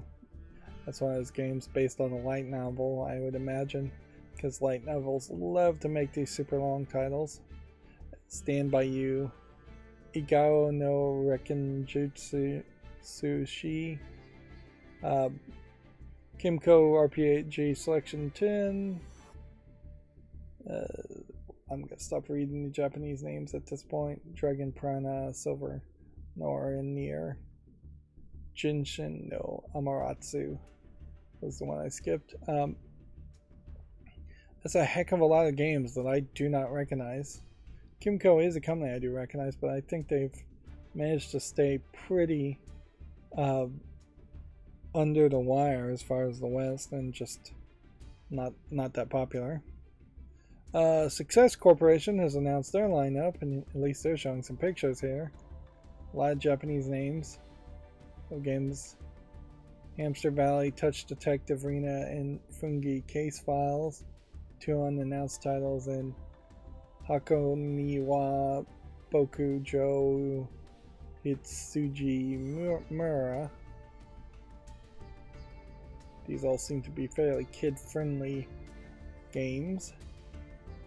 Demon Slayer Kimetsu no Yabai, the Hinokami Chronicles, has more DLC characters to show off, although in a lot of ways they seem to really just be showing the same 4 or 5 characters over and over again in different outfits. Although in this case these are the characters from the original Demon Slayer anime, not the Hinokami Chronicles, so it's people from the past potentially as skins. Famitsu has its review scores for issue 1761, giving Alice Gear Aegis a 27 out of 40, which is probably very believable and understandable. I don't know what in the world they were doing advertising that game and pushing it so much, because there was basically a new story about them every couple days on Komatsu, when every time they showed any screenshot of the game it looked awful, and I have to assume that the visuals killed the game before anything else killed the game. It probably isn't much of a game otherwise. SD Gundam Battle Alliance getting 32 out of 40 is alright, but not great. Shockingly, Saints Row has gotten a 36 out of 40, so heck, maybe there's something for Mitsu experience to have something a lot better than all the other people. Somebody gave it a perfect 10. What system were they playing Saints Row on? Or is this a case that they've somehow given a very high rating to the game being buggy for some reason? That seems insane. And then Way of the Hunter got a 30 out of 40. Yeah, that does seem almost like they're joking to give Saints Row such a high rating. We already talked about Tencent and Sony Interactive acquiring 30% of From Software, although it's 30.34%. The Tokyo Game Show official live stream program schedule has been announced. If you want to check out this article, you can see that there's a collection of announcements. Microsoft stands out there, and then 505 Games kind of stands out. Square Enix having such a long streaming time block seems to stand out. These are all just streams too, so it's kind of funny that there's not a lot more overlap. There is a little bit here. By this third day, though, you're seeing not a lot of big name publishers. Aniplex being later, but Aniplex probably not announcing anything other than a visual novel, would you? See, notably, I don't see Sony here. There are chunks missing. But yeah, not even seemingly an attempt to show up at Tokyo Game Show for Sony. And then there's this whole chunk of Prime Gaming also showing up.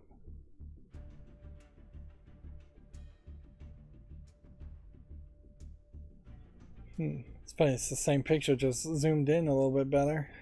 And then the same picture turned into text. And that's all you really needed to do for an article like that. This game is coming to Japan on September 9th, PS4. It looks like an old game being ported. Sugunoi is coming to Switch. It'll include the first translation of Sugunoi Soawa Karan Yobi Goi. I'm not sure this is actually a Japanese game. The words sound a little weird there. That sounds more like Thai or something.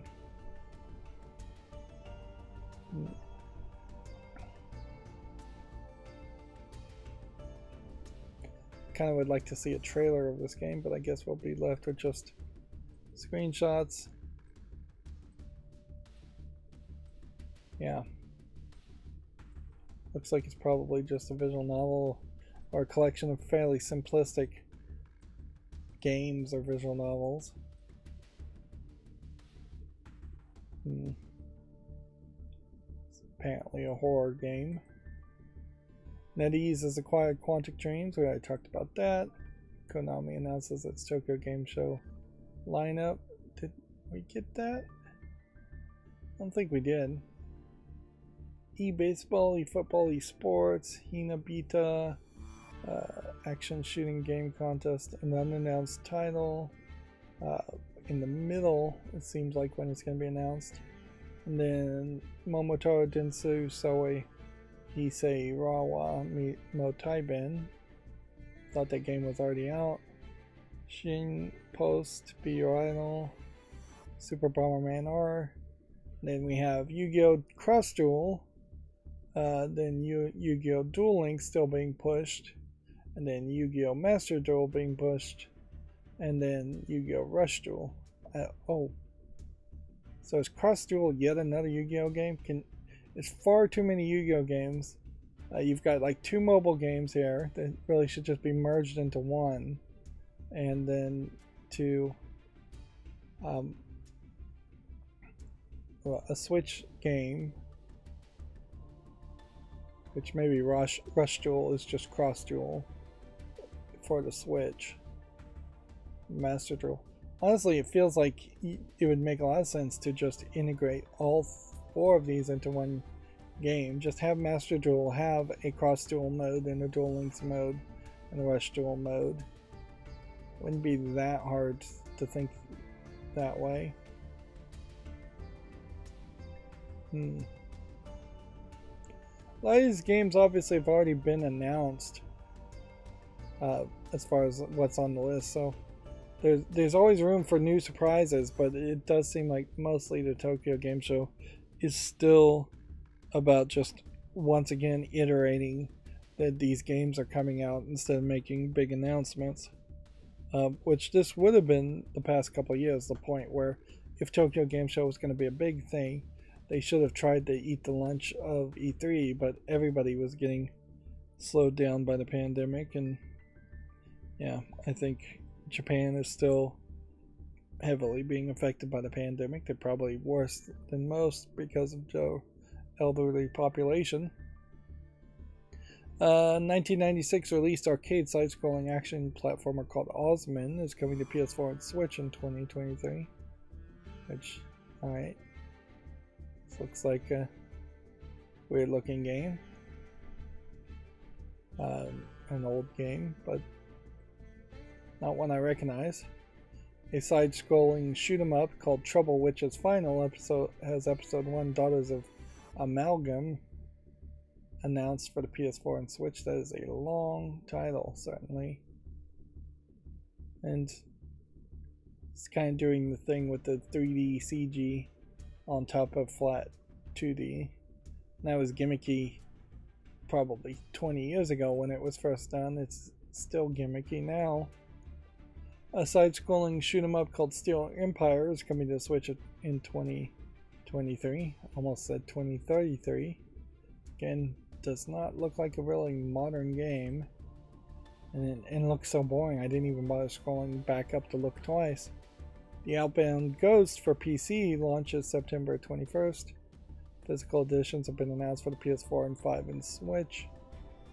This might be something if it was like a Mario RPG type clone, which is a Paper Mario type game. Yeah, there might be something to that.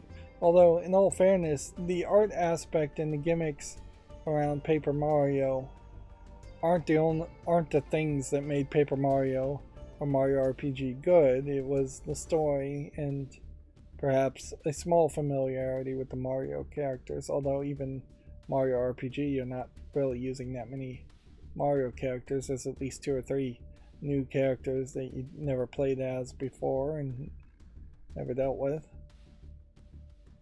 But yeah, this is an intriguing offer, certainly, that you could see some other company make a Mario RPG / Paper Mario game, because Nintendo really doesn't own a monopoly on that style of game, and they don't even really do a great job on that style of game, so it would probably behoove somebody to try and compete. NIS America has a showcase set for September 7th, featuring 4 new game announcements. NIS America, we're still trying to figure out what's going on between NIS and NIS America as to who's really in charge and which direction they're going to go. NIS, I think some of those games have been slow to come to the West, or they've come to the West in censored formats, and there's been a lot of pushback on that. A game called Tchia, TCHIA, has commented gameplay walkthrough, which generally I don't think you need something like that, and you definitely don't see people saying here's a commented gameplay walkthrough. This is a game where I think it's 1 of 2 or 3 where you're playing as a little girl in kind of a tropical island, and seems like you're mostly wandering around. This girl seems to have the ability to turn into a bird and fly and run and jump.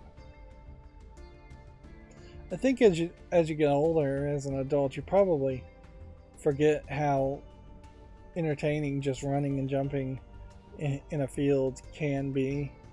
Although arguably a modern kid probably isn't going to find that too fun. Oddly, there's like a guitar rhythm aspect to this game also. Looks interesting enough. And then Bomb Rush Cyberpunk delayed to summer of 2023, we already talked about. And then that's going to just have me go through all the games on Steam fairly quickly here. Just going to try and burn through these as quickly as possible.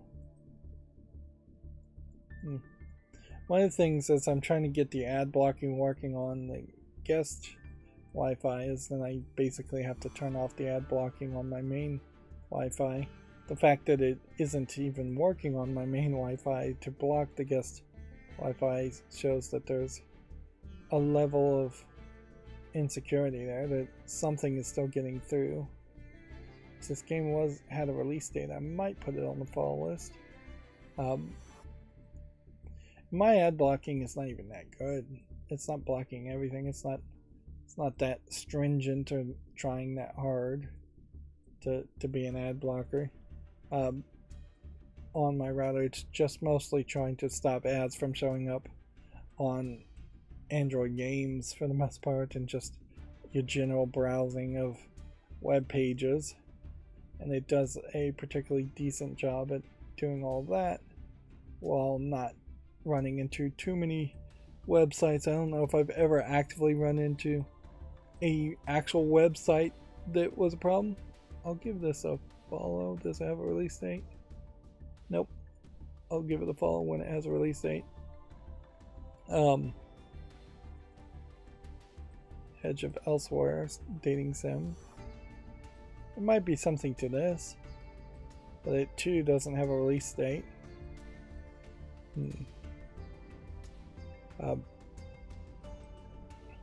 But yeah, I know like the NVIDIA GeForce experience is blocked by my ad blocking, and some podcast networks that put ads into podcasts are blocked. Does this have a release date? Nope.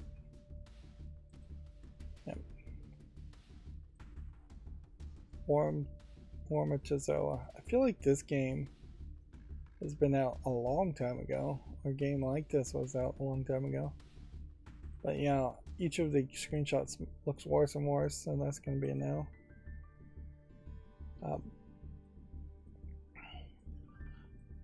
But yeah, overall the ad blocking works pretty decently in real world scenarios, and mediocrely if you're just going to run it against a test. This game Scathed either came out of early access or something, unless we're at the fall list cleanup already, which I don't think so.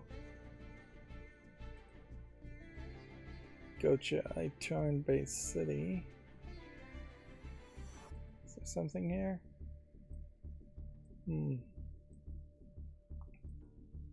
Yeah, I think I have to say no to this. This feels like this is one of those games that is overemphasizing women, like lewd poses of women, and doesn't really have a game behind it. And the art style's not quite good enough. Although, in all fairness, I probably would not eliminate a game just because it's showing a bunch of lewd images or lewd poses of women. I'd probably be very attracted to a game like that in most scenarios. Heck, even lewd poses of men, when done right, can be appealing.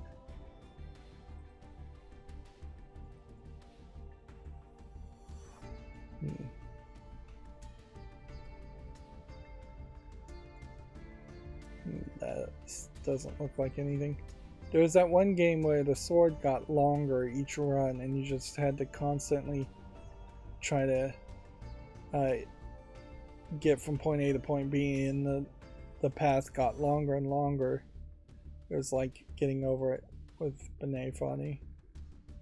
This doesn't have a release date either. They Came from the Sky too. No release date.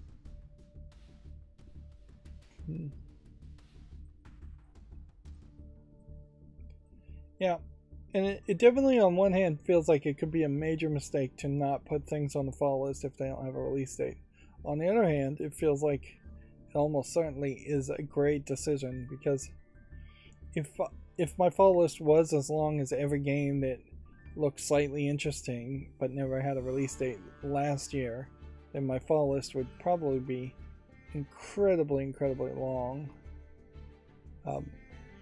And it's not asking too much, really, to say pick a date and put it on the website. Like, this looks good, just pick a date, put it on the website, and then come back later and change it later.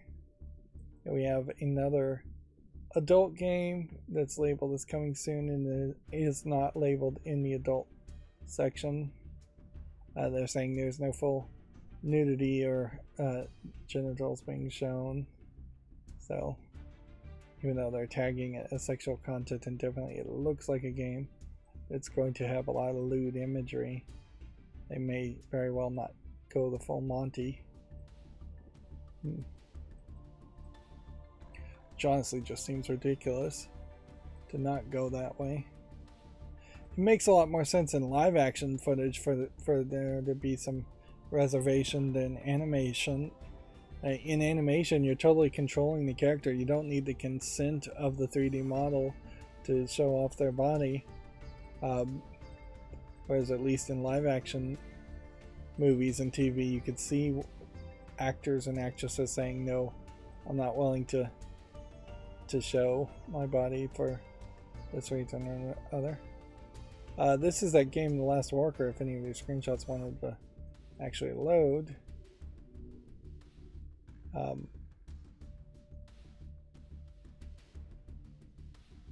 Yep, this game actually looks fairly interesting. It does have a release date, at least 19th of October, so I'll put that on the fall list. Although noticeably it is just saying coming soon here.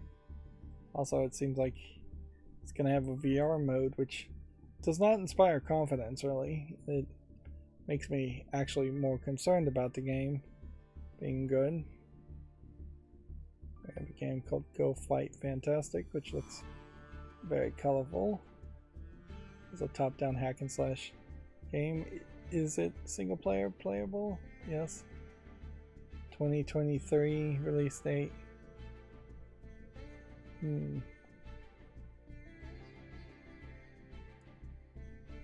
I guess I'll say no to that one since there's not a specific date. 2022 in a lot of ways is the same idea. Although there's only a couple of months left in 2022.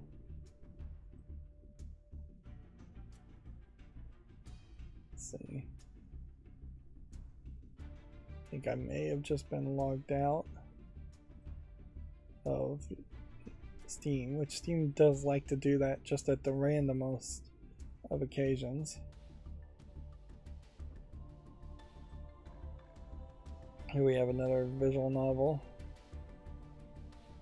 Looks like it might be an Otome Young Maiden visual novels.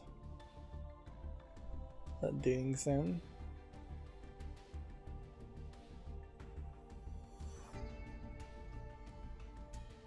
Definitely can't do a YouTube short on a game that isn't actually out though. I am definitely not willing to cross that line.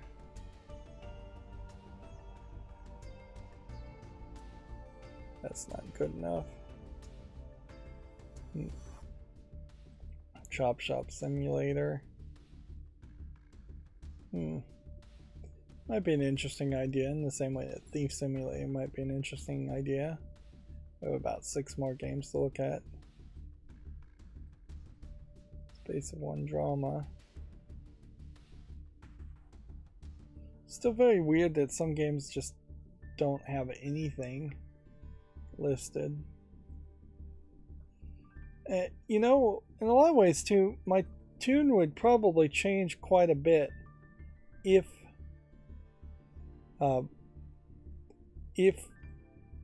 Steam was just the de facto place where you put your metadata about your game. If it really had just an API that people could scrape, and this was the Wikipedia, as it were, of all video games, and that you would just list games even if they're not available on sale on Steam.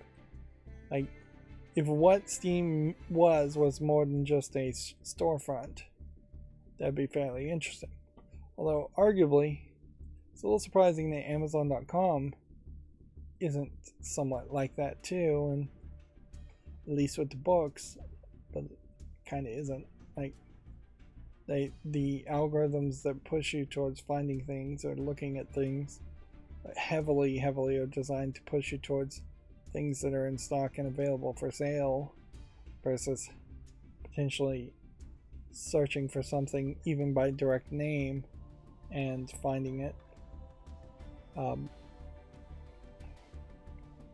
out of stock but still finding it listed. Yeah, there might be something to this game. But yeah, a massive amount of games today with no release dates. GameDeveloper.com says Meta's Facebook gaming app will end in October. Warner Brothers creating the UK Games Academy. This is all old stuff. Games with Gold. will end its Xbox 360 releases in October. Valve's puzzle game will be the final Xbox 360 game on Microsoft service. So that's probably a good argument to get an Xbox One S if you have put it off up until this point. Like the lack of support there. Although I'm not sure that that really matters too much, because those games that would have been 360 games are potentially still not going to be available to people with the newer consoles.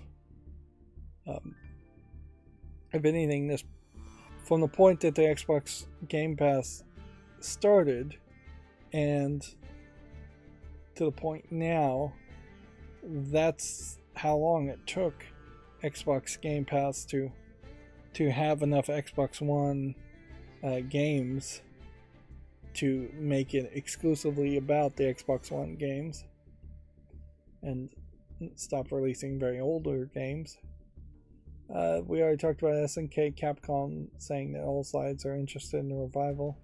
Here we can see different art, very rough art. Nintendo announces that Dragalia Lost will be shut down in November, which I didn't realize Nintendo was the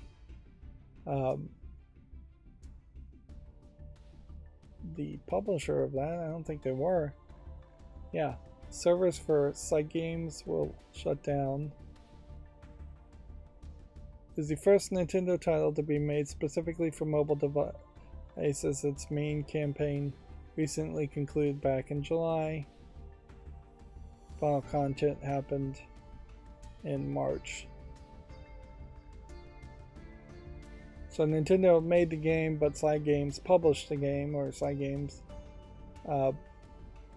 made the game and Nintendo published the game. With probably Nintendo published the game.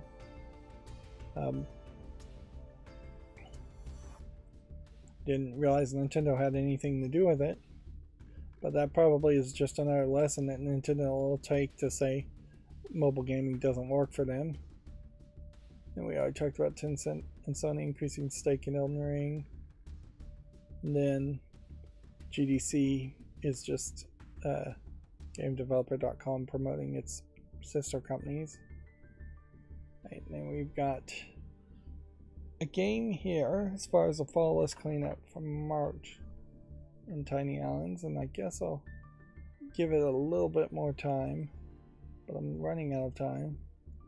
There's this game from May, can leave the fall list because it has no reviews. This game from August is rated positively. Is it all the way out? Yes. So I can put that on the wish list.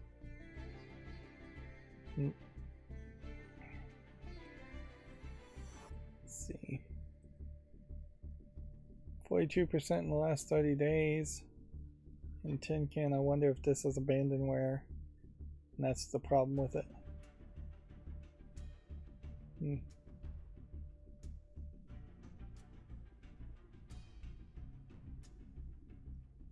Lacks replayability and variety of content, and VR is unplayable at the moment. It says the reviews. I guess I'll just give that some more time and see if that is still negative in like 30 days. July 2021. 7 reviews. Gets that removed.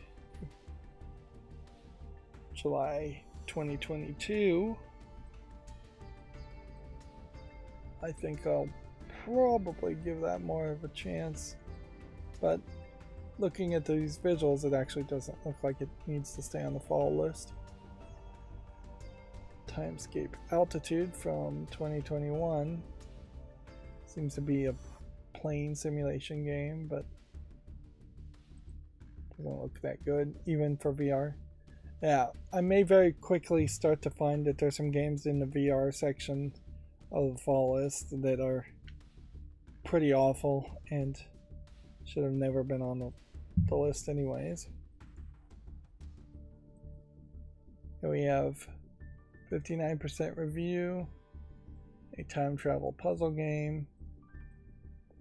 I feel like I bought a puzzle game that was mediocrely reviewed and thought, oh, there would potentially be a chance that I'd like it when everybody else didn't like it, but I was sorely disappointed there, and I am much more willing to believe low reviews. Also, this is an early access still since October of 2020, so that I can leave. Time Paradox.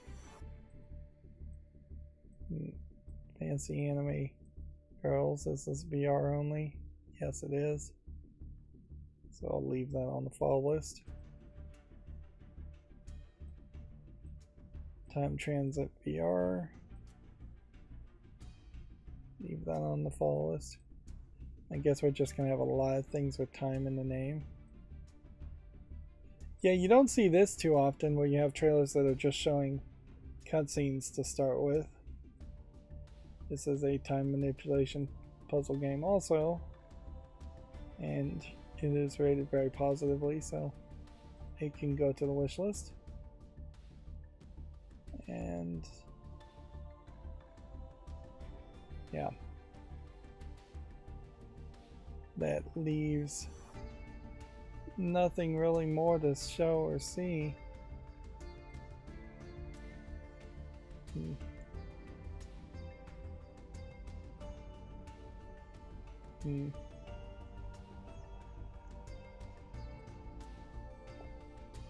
Yeah, I guess it's probably a good thing that I had some daily PC games set up early, set up to go further into the future, because then if I was trying to get daily PC games on Steam to show off today, I would be sorely lacking. Alright, let me just quickly scroll down my Twitter feed. Since we are streaming in the middle of the day, new announcements may happen. VGC says a Nintendo Direct featuring Wind Waker and Twilight Princess announcements for the Switch is reportedly coming in this September. It's claimed the event will be a Zelda blowout and may include a Metroid Prime remaster, which honestly you could just always throw Metroid Prime remaster or Metroid Prime 4 in the mix there. Yeah, I suppose bringing Wind Waker and Twilight Princess over might be a great way to buy some time for the next Breath of the Wild game, which is probably slowly in development and could use some more time.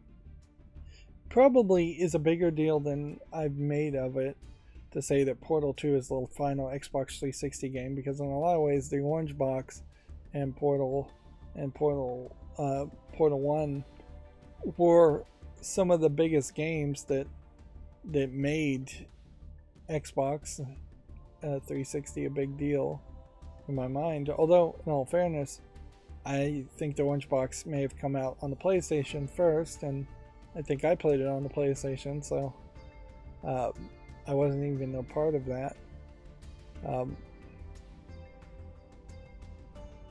But Portal was so big in particular, it didn't matter really what you played it on, whether it was PlayStation or Xbox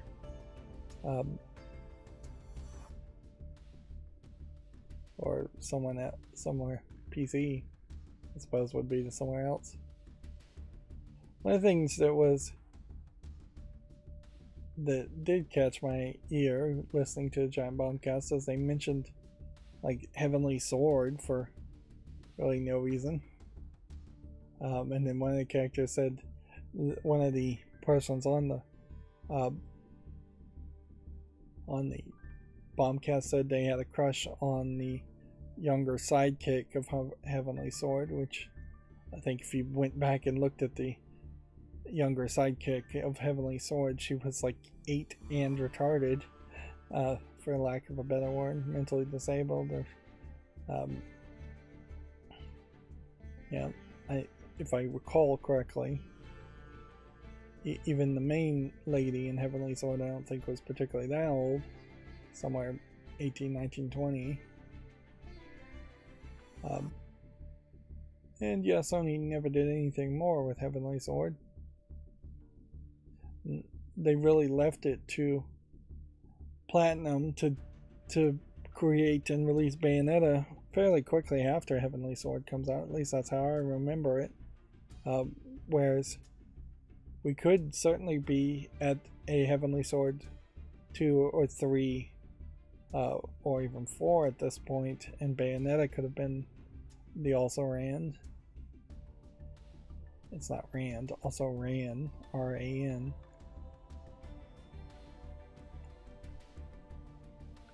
I don't think there's any new news otherwise that I need to talk about. But yeah, this went fairly decently. I'm a little sleepy, but I wasn't falling asleep while streaming, so this kind of worked. And we certainly got to Platinum, which I'm glad for that. That's going to be it for this stream. As always, I ask you to like, share, subscribe, comment, and watch every second of my videos. If you want a friend to follow me on any social media sites, there's a whole bunch of links down below. And if you want to support me further, there's a link to Patreon, or you can friend me on Steam and get me a game off my wishlist. Thank you for watching. Have a good evening.